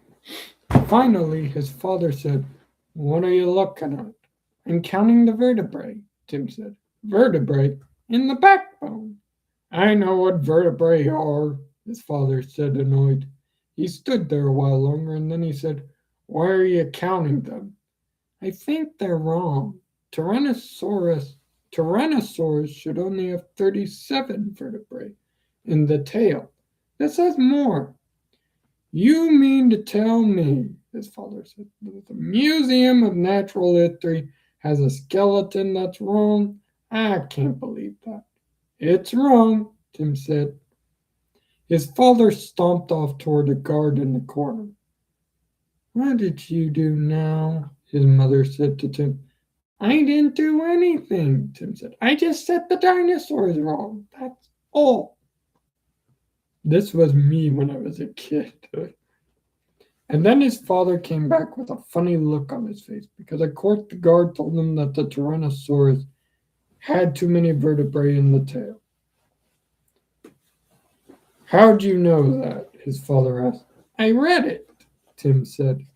"That's pretty amazing, son," he said. And he put his hand on I'm trying to read it as well. That's pretty amazing, son, he said, and he put his hand on his shoulder, giving it a squeeze. "You know how many vertebrae belong in that tail. I've never seen anything like it. You really do have dinosaurs on the brain."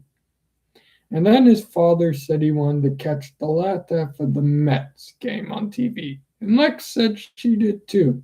So they left the museum.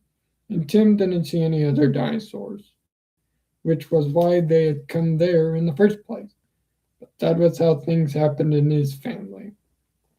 How things used to happen in his family, Tim corrected himself. Now that his father was getting a divorce from his mother, things would probably be different. His father had already moved out. And even though it was weird, At first, Tim liked it. He thought his mother had a boyfriend, but he couldn't be sure. And of course, he would never mention it to Lex. Lex was heartbroken to be separated from her father. And in the last few weeks, she had become so obnoxious that, was it 5027? Grant said. I'm sorry? Tim said. The Tyrannosaurus at the museum. Was it 5027? Yes, Tim said. How'd you know? Grant smiled. They'd been talking about fixing it for years, but now it may never happen. Why is that? Because of what had taken place here, Grant said. On your grandfather's island. Tim shook his head. He didn't understand what Grant was talking about. My mom said it was just a resort, with swimming and tennis.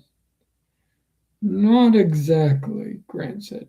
I'll explain as we walk along. Okay, so I think I know why the father left. He was probably a good, loving father to his children, and surprised as children is becoming intelligent people and whatnot. Right. Not things, I meant to say. But then I'm assuming when his wife had this boyfriend, all of a sudden he Hold on. We don't know how much time, but she could have gotten the boyfriend after they divorced. Well, something tells me that Give them the it benefit says of here the doubt. that he thought his mother had a boyfriend, but it couldn't be sure. Meaning, after the divorce. well, Remember not this- necessarily after the divorce. It means that there was probably, he probably felt like Yeah. he was being now left out. things were different. Yeah. Now that his father was king, the thing would probably be different. His father had already moved out, and even though it was weird, he thought his mother had a boyfriend. But anyways. That kind of sort of indicates Anyways. that it was because of the mother. No, I'm a damned babysitter. Ed Regis thought unhappily, tapping his foot as he waited in the visitor center. That was what the old man had told him. And that was what the old man had told him. You watch my kids like a hawk. They're your responsibility for the weekend. Ed Regis didn't like it at all. He felt degraded. He wasn't a damn babysitter. And for that matter, he wasn't a damn tour guide, even for VIPs. He was the head of public relations for Jurassic Park, and he had much to prepare between now and the opening, a year away. Just to agencies in New York and Tokyo. No, wait a minute. Just to coordinate with the PR firms in San Francisco and London and the agencies in New York and Tokyo. That was a full-time job. It was a full-time job. Especially since the agencies couldn't yet be told what the resort's real attraction was. The firms were all designing teaser campaigns, nothing specific. And they were unhappy. Creative people needed nurturing. They needed encouragement to do their best work. Real. He couldn't wait his time taking scientists on tours. These nerds are beneath me. But that was the trouble with the career in public relations. Nobody saw you as a professional. Regis had been down here on the island off and on for the past 7 months, and they were still pushing odd jobs on him. Like that episode back in January. Harding should have handled that. Harding or Owens, the general contractor. Instead, it had fallen to Ed Regis. What did he know about taking care of some sick workman? And now he was a damn tour guide and babysitter. I don't remember Ed Regis from the movie. He wasn't in the movie. In the second movie, there was a man named Eddie Carr, but Ed Regis was excluded from the movies. He turned back and counted the heads. still one short. Then in the back, he saw Dr. Sattler emerge from the bathroom. All right, folks, let's begin our tour on the second floor. Tim went with the others, following Mr. Regis up the black suspended staircase to the second floor of the building. They passed a sign that read, Closed Area, Authorized Personnel No, show them only the font. beyond this point. Show them the font. All right. I like to show them the font. Just like a. A little this way. There we go. Okay, that's enough. Tim felt a thrill when he saw that sign. They walked down the second floor hallway. One wall was glass. The other was grass.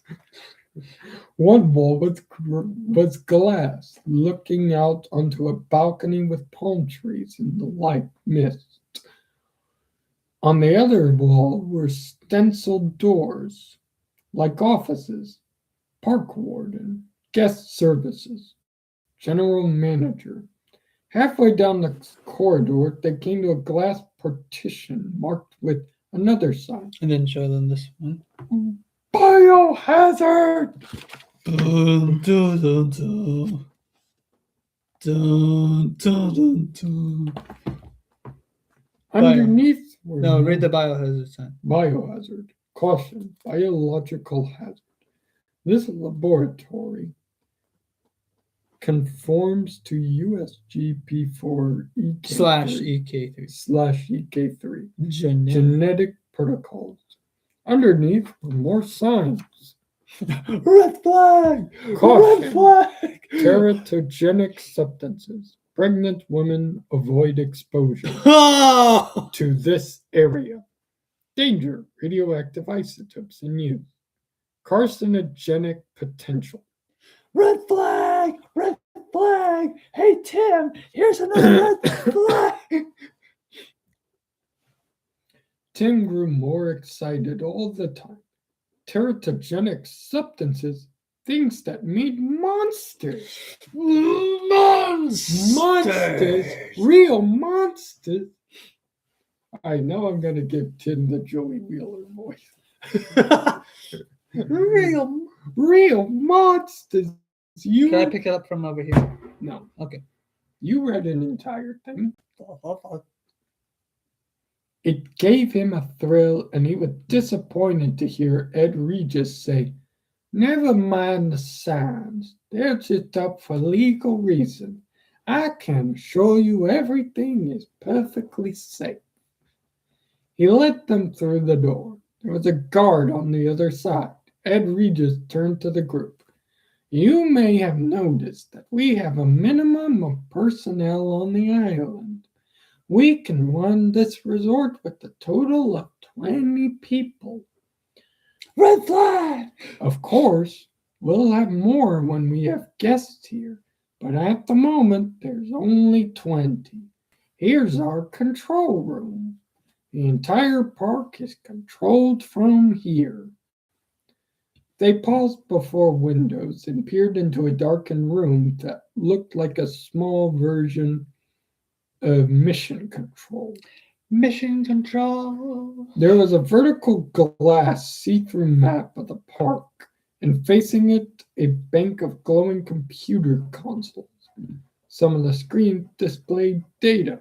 Most of them showed video images from around the park. There were just two people inside, standing and talking. The man on the left is our chief engineer, John Arnold. Mr. Arnold. Now, in the movie, his name was Ray Arnold. Ray Arnold. Reed just pointed to What a kind of name? thin. John. No, they changed it to Ray because there was already a John Hammond. To a thin man in a button-down, short-sleeved shirt and tie, smoking a cigarette. And next to him, our park warden, Mr. Robert Muldoon, a famous white hunter from Nairobi. I need you to The GOAT. Go, we'll do. So I can read You it. need me to. I need so you I to can read it. Just Yes. speak Move it over plainly. here. Just move it around. No, I'm the one reading. I need to. I want to also read it. Yeah, but if you want to read it, you should have read it on your own time. This is my own time. No, it's not. Anyway. It's public time. Oh, Muldoon was a burly man in khaki sunglasses.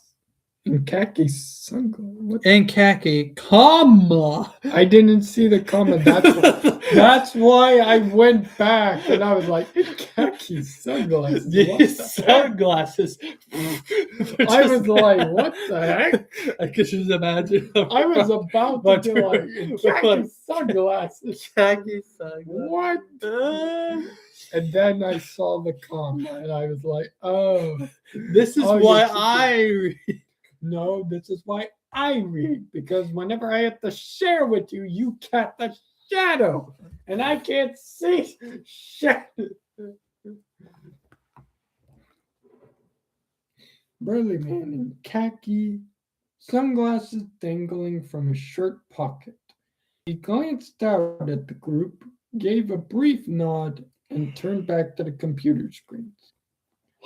I'm sure you want to see this room, Ed Regis said. But first, let's see how we obtain dinosaur DNA.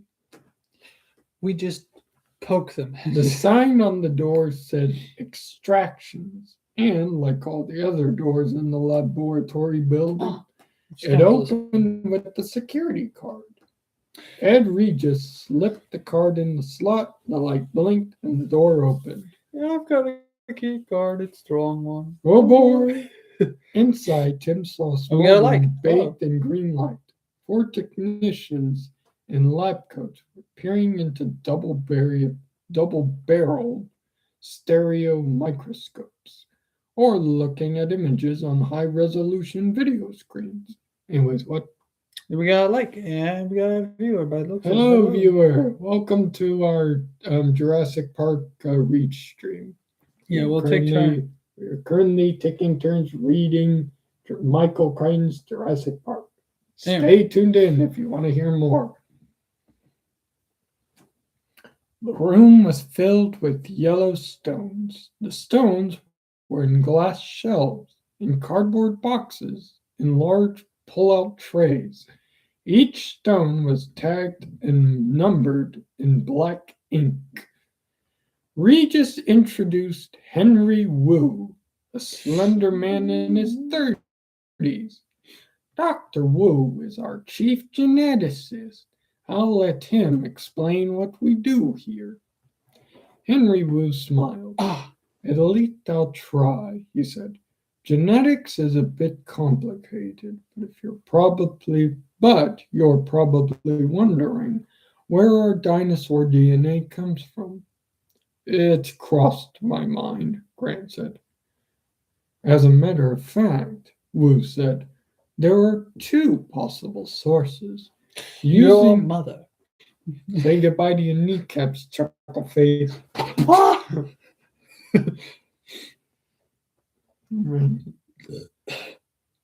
Using the Loy antibody extraction technique, we can sometimes get DNA directly from dinosaur bones. What kind of a yield? Grant asked.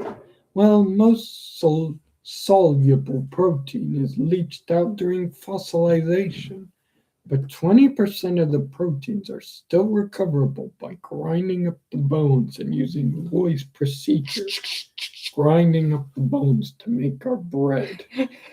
It's bread pork. There's like a piano. Dr. Loy himself had used it to obtain proteins from extinct Australian marsupials, as well as blood cells from ancient human remains. His technique is so refined it can work with a mere 50 nanograms of material. That's 50 billionths of a gram. And you've adapted his technique here? Grant asked. Only as a backup, Wu said. As you can imagine, a 20% yield is insufficient for our work. We need the entire dinosaur DNA strand in order to clone, and we get it here. He held up one of the yellow stones from amber, the fossilized resin of prehistoric tree sap. Grant looked at Ellie, then at Malcolm. "Well, that's really quite clever," Malcolm said, nodding. "I still don't understand," Grant admitted. "Tree sap," Wu would explain, "often flows over insects and traps them. The insects are then perfectly preserved within the fossil. One finds all kinds of insects in amber, including biting insects that have sucked blood from larger animals." "Sucked the blood," Grant repeated. His mouth fell open. You mean sucked the blood of dinosaurs?" "Hopefully, yes. And then the insects are preserved in amber." Grant shook his head. "I'll be damned. That just might work." "I assure you, it does work," Wu said. He moved to one of the microscopes, where a technician positioned a piece of amber containing a fly. "It's the fly. Let's go to Egypt." "Yes." Under the microscope, on the video monitor, they watched as he inserted a long needle through the amber into the thorax of the prehistoric fly. "If this insect has any foreign blood cells, we may be able to extract them and obtain paleo DNA, the DNA of an extinct creature. We won't know for sure, of course, until we extract whatever is in there, replicate it, and test it. That is what we have been doing for 5 years now. It has been a long, slow process, but it has paid off. Actually, dinosaur DNA is somewhat easier to extract by this process than mammalian DNA. The reason is that mammalian red cells have no nuclei, and thus no DNA in their red cells. To clone a mammal, you must find a white cell, which is much rarer than red cells. But dinosaurs had nucleated red cells, as do modern birds. It is one of the many indications we have that dinosaurs aren't really reptiles at all. They are big, leathery birds. Tim saw that Dr. Grant still looked skeptical, and Dennis Nedry, the messy fat man, appeared completely uninterested, as if he knew it all already. Nedry kept looking impatiently towards the next room. "I see Mr. Nedry has spotted the next phase of our work," Wu said. "How we identify the DNA we have extracted. For that, we use powerful computers." Powerful computers. They went through sliding doors into a chilled room. It's There was very loud chill. humming Yeah. sound. Very chill. Shush. Ah. There was a loud humming sound. 2 6-foot-tall round towers stood in the center of the room, and along the walls were rows of waist-high stainless steel boxes. "This is our high-tech laundromat," Dr. Wu said. "The boxes along the walls are all Hamachi Hood automated gene sequencers. How much? They are being run at very high speed by the Cray XMP supercomputers, which are the towers in the center of the room. In essence, you are standing in the middle of an incredibly powerful genetics factory." There were several monitors, all running so fast it was hard to see what they were showing. Who pushed the button and slowed one image? Oh dear. Let me read this, please. No. This is something we show the audience. Look at all that binary. Blah, blah, blah, blah. Are you gonna read it? No. Let me read it. All right, fine. 1 GCGTT GG. I lost interest. Let me. I have longer It's interest. binary. Let me have longer. We're I have not- longer We interest. are not reading an Yes. entire thing of binary because we're gonna. Oh, I don't care. I will try my we're best. gonna lose our entire audience. No, I will do it. Let me do No, it. no. Please. It's an please. entire curve. All right, I tell you what. If someone says read the binary, I will let you read the binary. But until then, No. Please. no. There's no one here. And I guess we're not reading the binary. Please. I beg Fine, you. I'll read the binary. Fuck off. But we're just wasting our time. No, it's fine.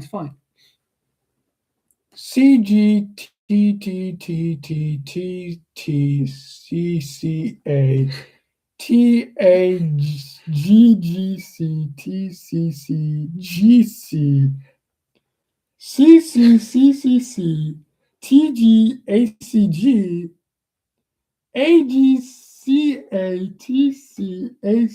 AGCATCACAA AAA TCG ACGC 61. The sound the most entertaining thing ever. Just 61. I can do it. Send me in, coach. You. This is my chapter. All right. GGTG GCGAAA CCCGACAGGA CTATAAA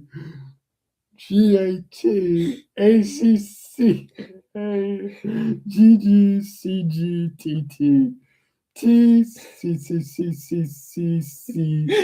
TGGA AGC TCCC TCG 121 Yes. Okay, there we go.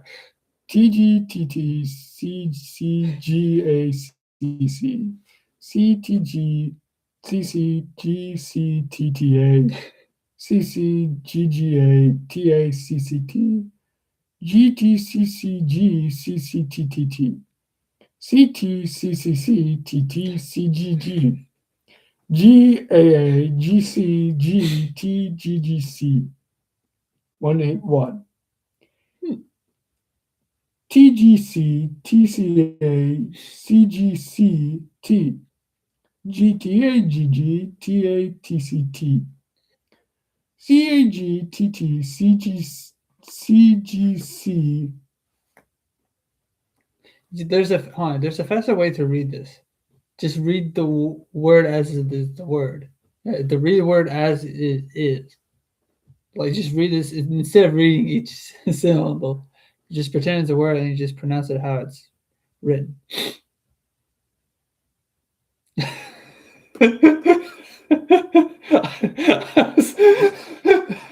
I was seeing how dedicated you were to it. Fuck it, we're skipping. No, please.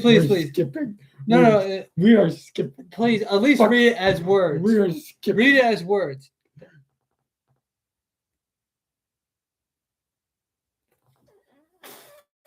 Fuck! We're skipping. Please. Why do you insist on that? I don't want to leave. You be false advertising. It's not false advertising. I showed the image. It's right there. You know there's a huge block of binary. It's not binary. It's binary code. Okay. Can I read it, please? No. We are not synced through an entire thing of binary. It's not binary. It's It words. is binary. It's just a bunch of letters. Buddy, that is binary code. Okay, fine, whatever. DNA strands broken down into coding, binary coding. Here you see the actual structure of a small fragment of dinosaur DNA, Wu said. Notice the sequence is made up of 4 basic compounds: adenine, thymine, guanine, and cytosine. This amount of DNA probably contains instructions to make a single protein, say a hormone or an enzyme. A full DNA molecule contains 3 billion of these bases. If we looked at a screen like this once a second for 8 hours a day, it'd still take more than 2 years to look at the entire DNA strand.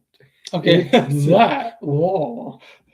so I'm giving Dr. Wu the Dr. DNA voice because there is no. wait, does he actually say that's that long? Yeah, it's that. Oh, it's that big. My bad. But there was no Mr. DNA in the book. Aw. He pointed to the image. This is a typical example because you see the DNA has an error. Down here in line 1201, Read much of the 1201. I just fucking did.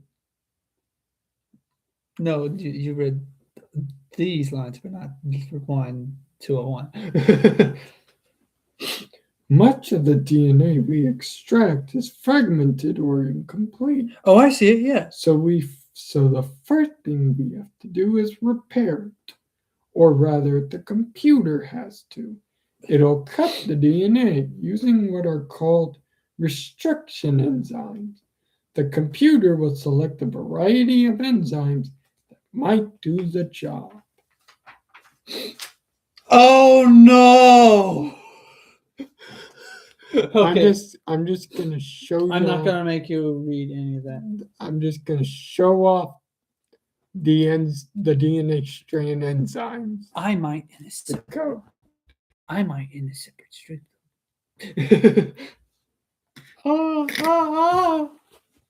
Stop doing that. Here at the same section of DNA. Oh, this is a lot easier to read. With the points of the restriction enzymes located. Can you read the in between the No, lines? no. There's just As you can see in line 1201, 2 enzymes will cut on either side of the damaged point. Ordinarily, we let the computers decide which to use, but we also need to know what base pairs we should insert to repair the injury. For that, we have to align various cut fragments like so. No, it showed the. Now this is something that you have to read because it is a much more legible. I'll not to read anything. It's that that one. Pecking order. I can't meet the restriction enzyme sequence alignment. In the 20-word code. Codes. M equals match, E equals extended match, V equals verified match, F equals finish. Has anyone ever actually tried to do this in real life? I imagine it probably. And then it has a bunch of bars here. Now we are finding a fragment of DNA that overlaps the injury area and will tell us what is missing. And you can see we find it and go ahead and make the repair. The dark bars you see are restriction fragments, small sections of dinosaur DNA, broken by enzymes and then analyzed.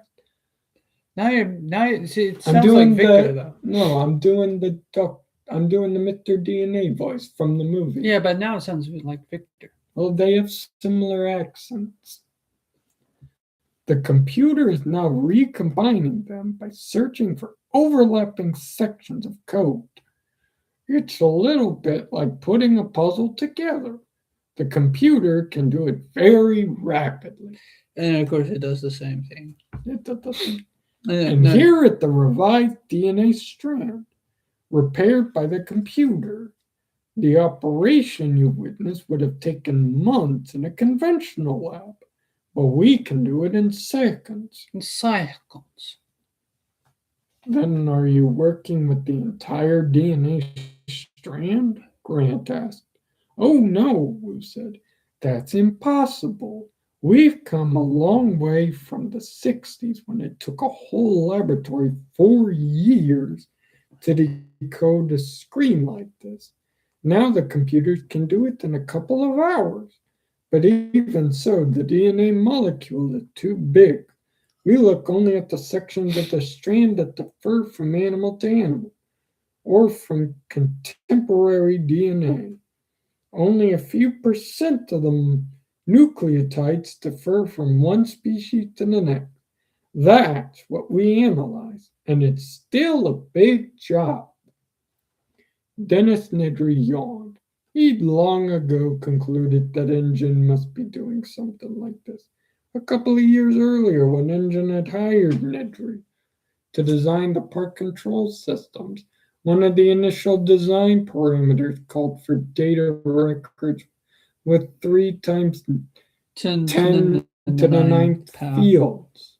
Ninth power field. 10 to the ninth power field. Nedry just assumed that was a mistake and had called Palo Alto to verify it. But they had told him the spec was correct. 3 billion fields. Hey, is this correct here? Stop. Sorry. Nedry had worked on a lot of large systems. He made a name for himself setting up worldwide telephone communications for multinational corporations. Often those systems had millions of records. He was used to that, but Engine wanted something so much larger. Puzzled, Nedry had gone to see Barney Fellows over at Symbolic, near the MIT campus in Cambridge. What kind of a database has 3 billion records, Barney? And then it was Barney the dinosaur.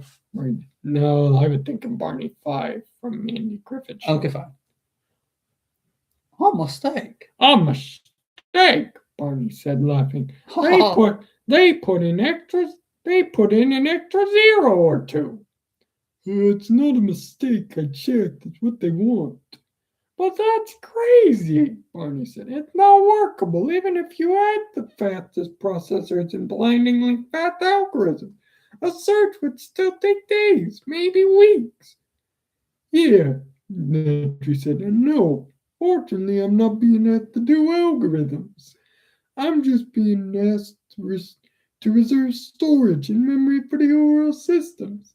But still, what could the database be for? Barney frowned. You operating under an ND? Yes, Nedry said. By the way, it's enclosed. I forget what it's called, but like basically, I can't talk about it. Most of his jobs require non-disclosure agreements. ND, non-disclosed agreements. Can you tell me anything? It's a bioengineering firm. Bioengineering? Barney said. Well, there's the obvious. What is it? DNA molecule. Oh, come on, Nedry said. Nobody could be analyzing a DNA molecule. He knew biologists were talking about the Human Genome Project to analyze a complete human DNA strand, but that would take 10 years of coordinated effort involving laboratories around the world. It was an enormous undertaking, as big as the Manhattan Project, which made the atomic bomb. This is a private company, Nedry said. With 3 billion records, Barney said. I don't know what else it could be. Maybe they're being optimistic, designing their systems. Very optimistic, Nedry said. Or maybe they're just analyzing DNA fragments. They've got RAM intensive algorithms. That made more sense. Certain database search techniques eat up a lot of memory. You know who did their algorithms? No. Hold on. You know who did the algorithms?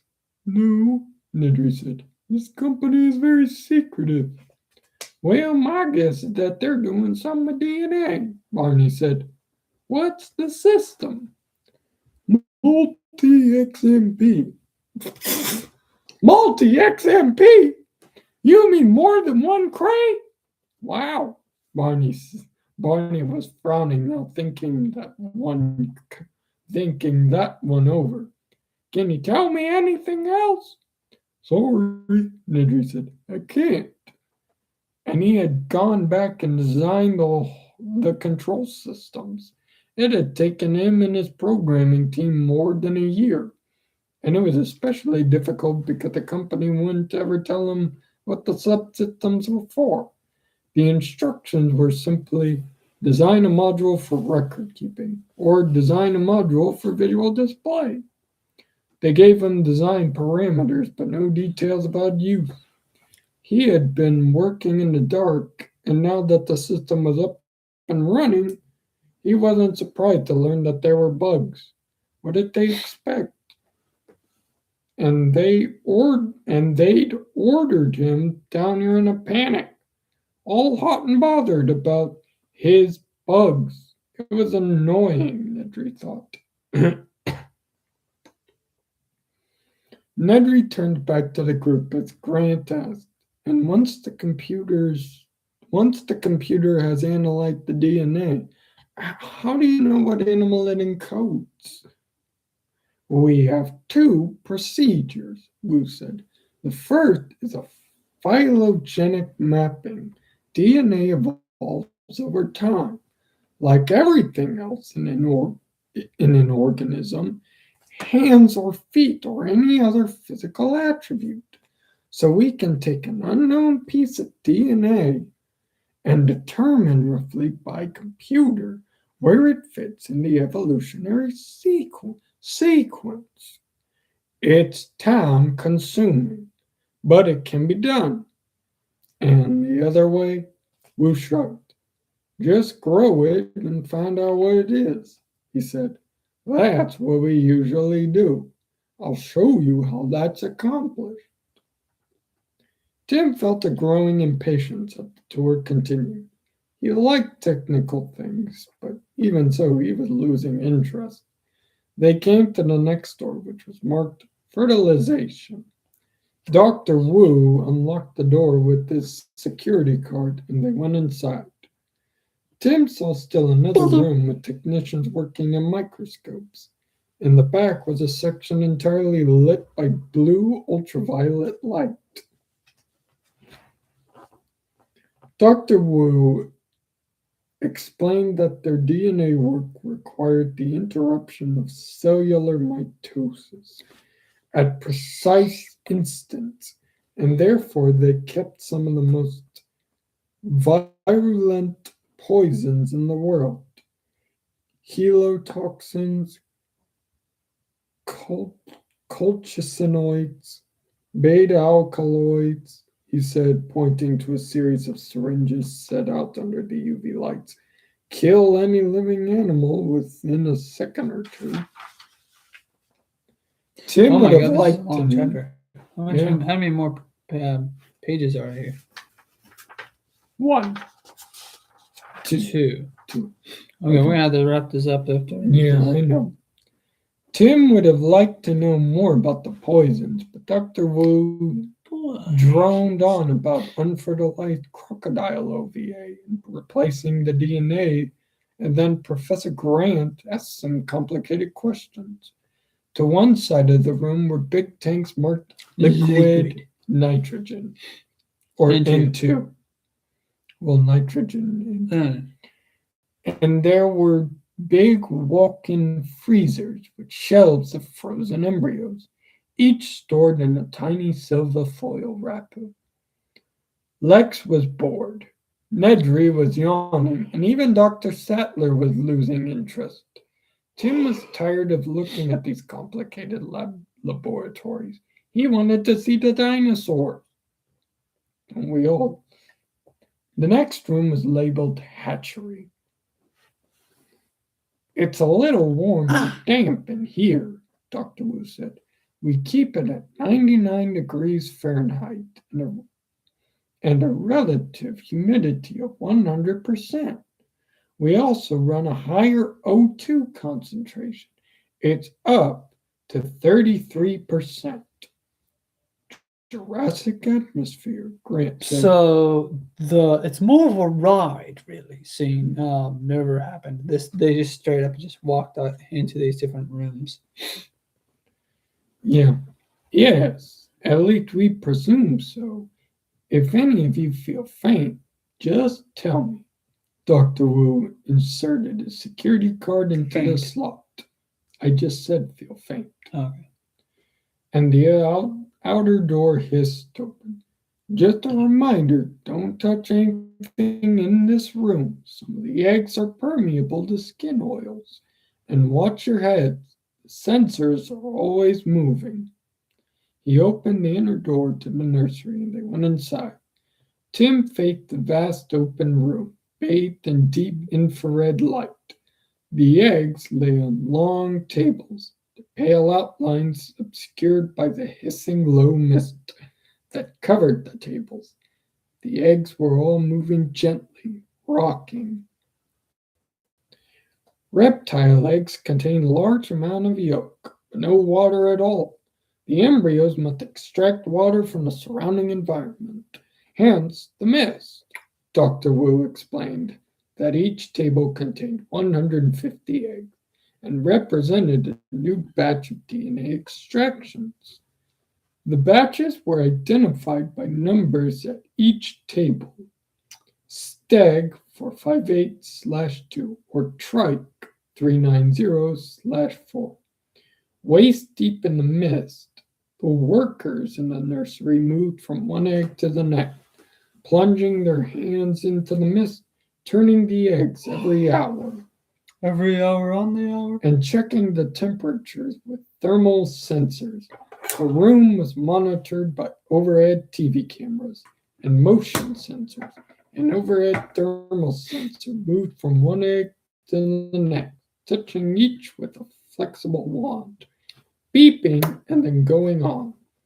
In this hatchery, we have produced more than a dozen crops of extractions, giving us a total of 238 live animals. Our survival rate is somewhere around 0.4%. And we naturally want to improve that. But by computer analysis, we're working with something like 500 variables, 120 environmental, another 200 intra-egg, and the rest from the genetic material itself. Our eggs are plastic. The embryos are mechanically inserted and then hatched here. And how long to grow? Dinosaurs mature rapidly, attaining full size in 2 to 4 years. So we now have a number of adult specimens in the park. Well, what do the numbers mean? Those codes, Wu said, identify the various batch extractions of DNA. The first 4 letters identify the animals being grown. Over there, that trike means triceratops, and the stag means stegosaurus, and so on. And this table here, Grant said, the code said XXXX 0001/1. Chemical X. The Beneath Powerpuff was Girls. scrawled presumed Ciolu. Oh, Ciolurus. That's a new batch of DNA, Wu said. We don't know exactly what will grow out. The first time an extraction is done, we don't know for sure what the animal is. You can see it's marked presumed Ciolu, so it is likely to be a Ciolurosaurus, a small herbivore, if I remember. It's hard for me to keep track of the names. There are something like 300 genera of Genera as in generation. Oh, I know. Genera of dinosaurs known so far. 347. I'm sorry, Tim. 347, Tim said. Grant smiled, then said, "Is anything hatching now?" "Not at the moment. The incubation period varies with each animal, but in general it runs about 2 months. We try to stagger hatchings to make less work for the nursery staff. You can imagine how it is when we have 150 animals born within a few days, though of course most don't survive. Actually, these X's are due any day now. Any other questions? No? No. Then we'll go to the nursery where the Oh! newborns are." I do. It was a circular room, all white. There were some incubators of the kind used in hospital nurseries, but they were empty at the moment. Rags and toys were scattered across the floor. A young woman in a white coat was seated on the floor, her back to them. "What have you got here today, Kathy?" Dr. Wu asked. "Not much," she said, "just a baby raptor." "Let's have a look." In the movie, and it said like push, Yeah, push. they did the there you whole go. legs thing. The woman got to her feet and stepped aside. Tim heard Nedry say, "It looks like a lizard." The animal on the floor was about 1.5 feet long, the size of a small monkey. Monkey. No, Dr. Hammond. Mr. Hammond. Monkey. It was dark yellow with brown stripes, like a tiger. It had a lizard's head and long snout, but it stood upright on strong hind legs, balanced by a thick, straight tail. Its smaller front legs waved in the air. It cocked its head to one side and peered at the visitors staring down at it. "Velociraptor," Alan Grant said in a low voice. "Velociraptor mongolianensis," Wu said, nodding. "A predator. This one's only 6 weeks old." "I just excavated a raptor," Grant said as he bent down for a closer look. Immediately, the little lizard sprang up, leaping over Grant's head into Tim's arms. "Hey!" "They can jump," Wu said. "The babies can jump, so can the adults, as a matter of fact." Tim caught the velociraptor and held it to him. The little animal didn't weigh very much, a pound or two. The skin was warm and completely dry. The little head was inches from Tim's face. Its dark, beady eyes stared at him. "Are you my mother?" A small forked tongue flicked in and out. Paw. "Will he hurt me?" "No, she's friendly." For Are you now. Are you sure about that? Hello. Are you sure about that? That's Gennaro Gennaro! with a look of concern. "Oh, quite sure," Wu said, "at least until she grows a little older. But in any case, the babies don't have any teeth, even egg teeth." "Egg teeth?" Nedry said. "Most dinosaurs are born with egg teeth, little horns on the tip of the nose, like rhino horns, to help them break out of the egg. But raptors aren't. They poke a hole in the eggs with their pointed snouts, and then the nursery staff has to help them out." Push, push. "You have to There help you them go. out," Grant said, shaking his head. "What happens in the wild?" "In the wild? When they breed in the wild," Grant said, "when they make a nest." "Oh, they can't do that," Wu said. "None of our animals is capable of breeding. That's why we have this nursery. It's the only way to replace stock in Jurassic Park. Why can't the animals breed? Well, as you can imagine, it's important that they not be able to breed, Will said. And whenever we face critical matters such as this, we designed redundant systems. That is, we always arrange to delete two control procedures. In this case, there are two independent reasons why the animals can't breed. First of all, they're all sterile because we irradiate them with X-rays. Hello, my name is Dr. Markiplier, and so I'm going to. And There you go. And the second reason, all the animals in Jurassic Park are female, was said with a pleased smile. The movie doesn't mention the X-ray. Yeah.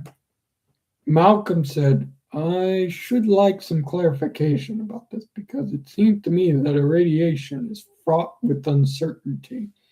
The radiation dose may be wrong or aimed in the wrong anatomical area of the animal. All true, Wu said, but we're quite confident we have destroyed gonadal tissue. Gonads. Gonadal. That I just said that. happened. I didn't need help. Are you Yes.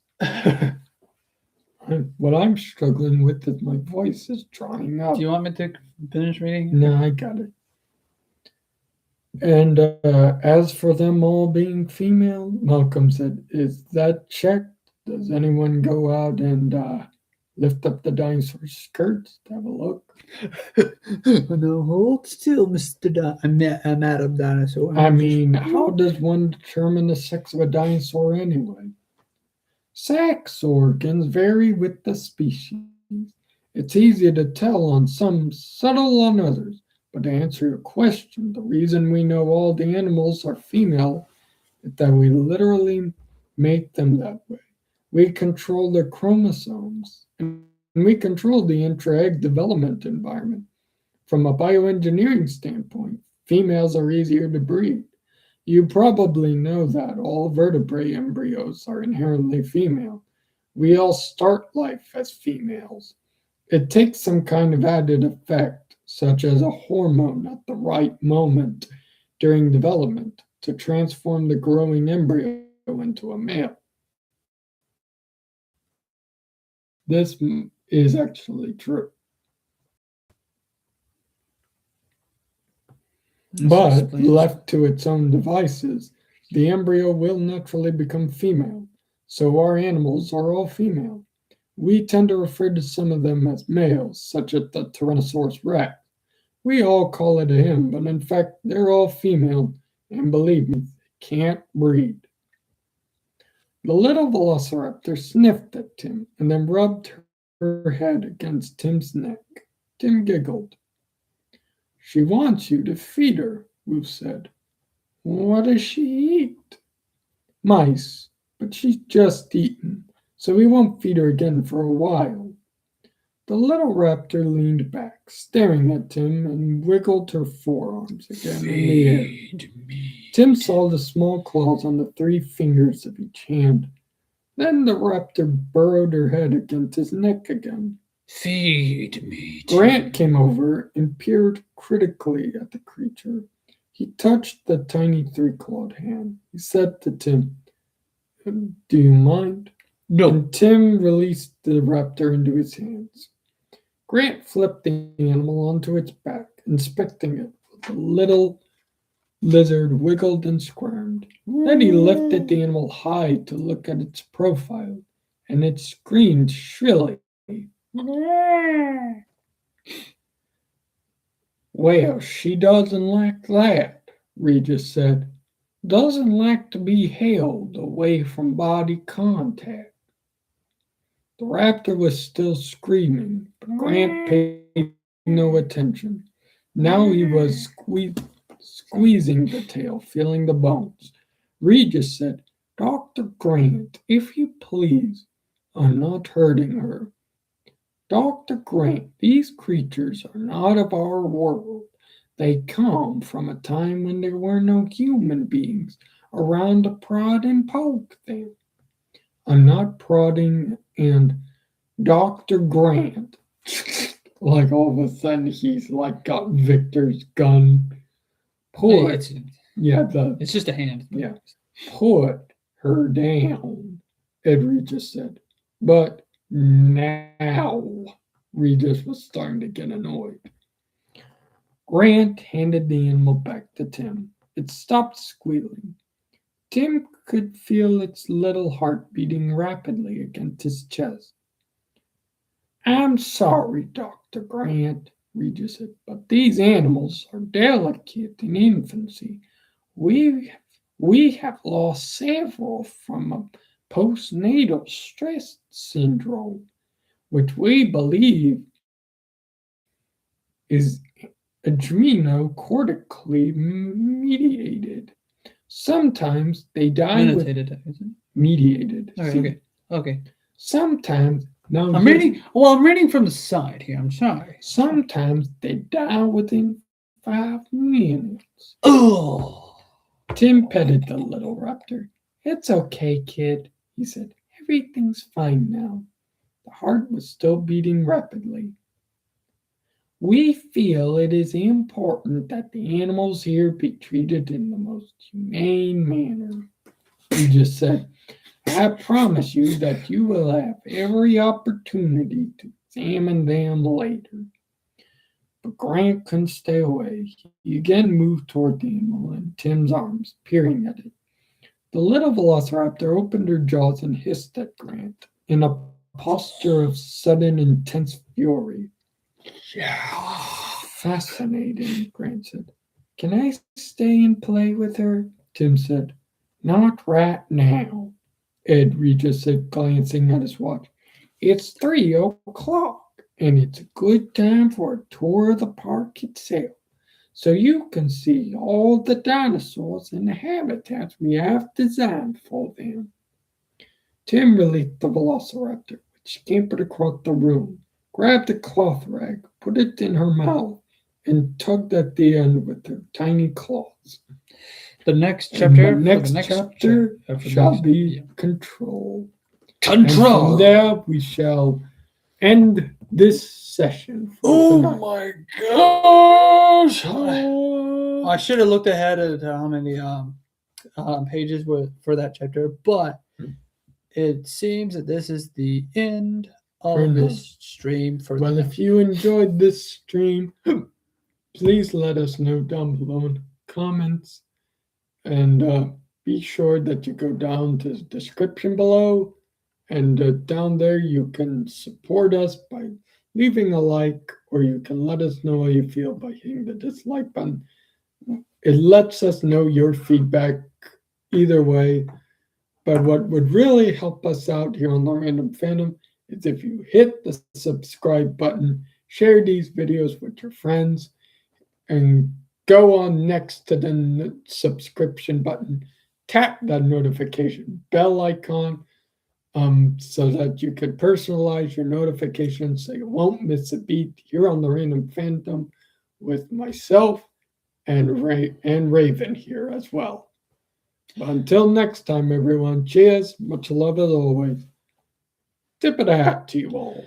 And as for what I have to say, is that the next live stream will be about the Indiana Jones for the Random Fandom, that is. Yes. Look forward to that. Yeah. I'll see y'all soon. Also, I think either the stream afterwards the stream afterwards will be more of my Gunpla or Gundam the stream for me building my Gundam. So look forward to that. Yes, and see you soon. Bye-bye. Dun. Bye-bye. Bye-bye.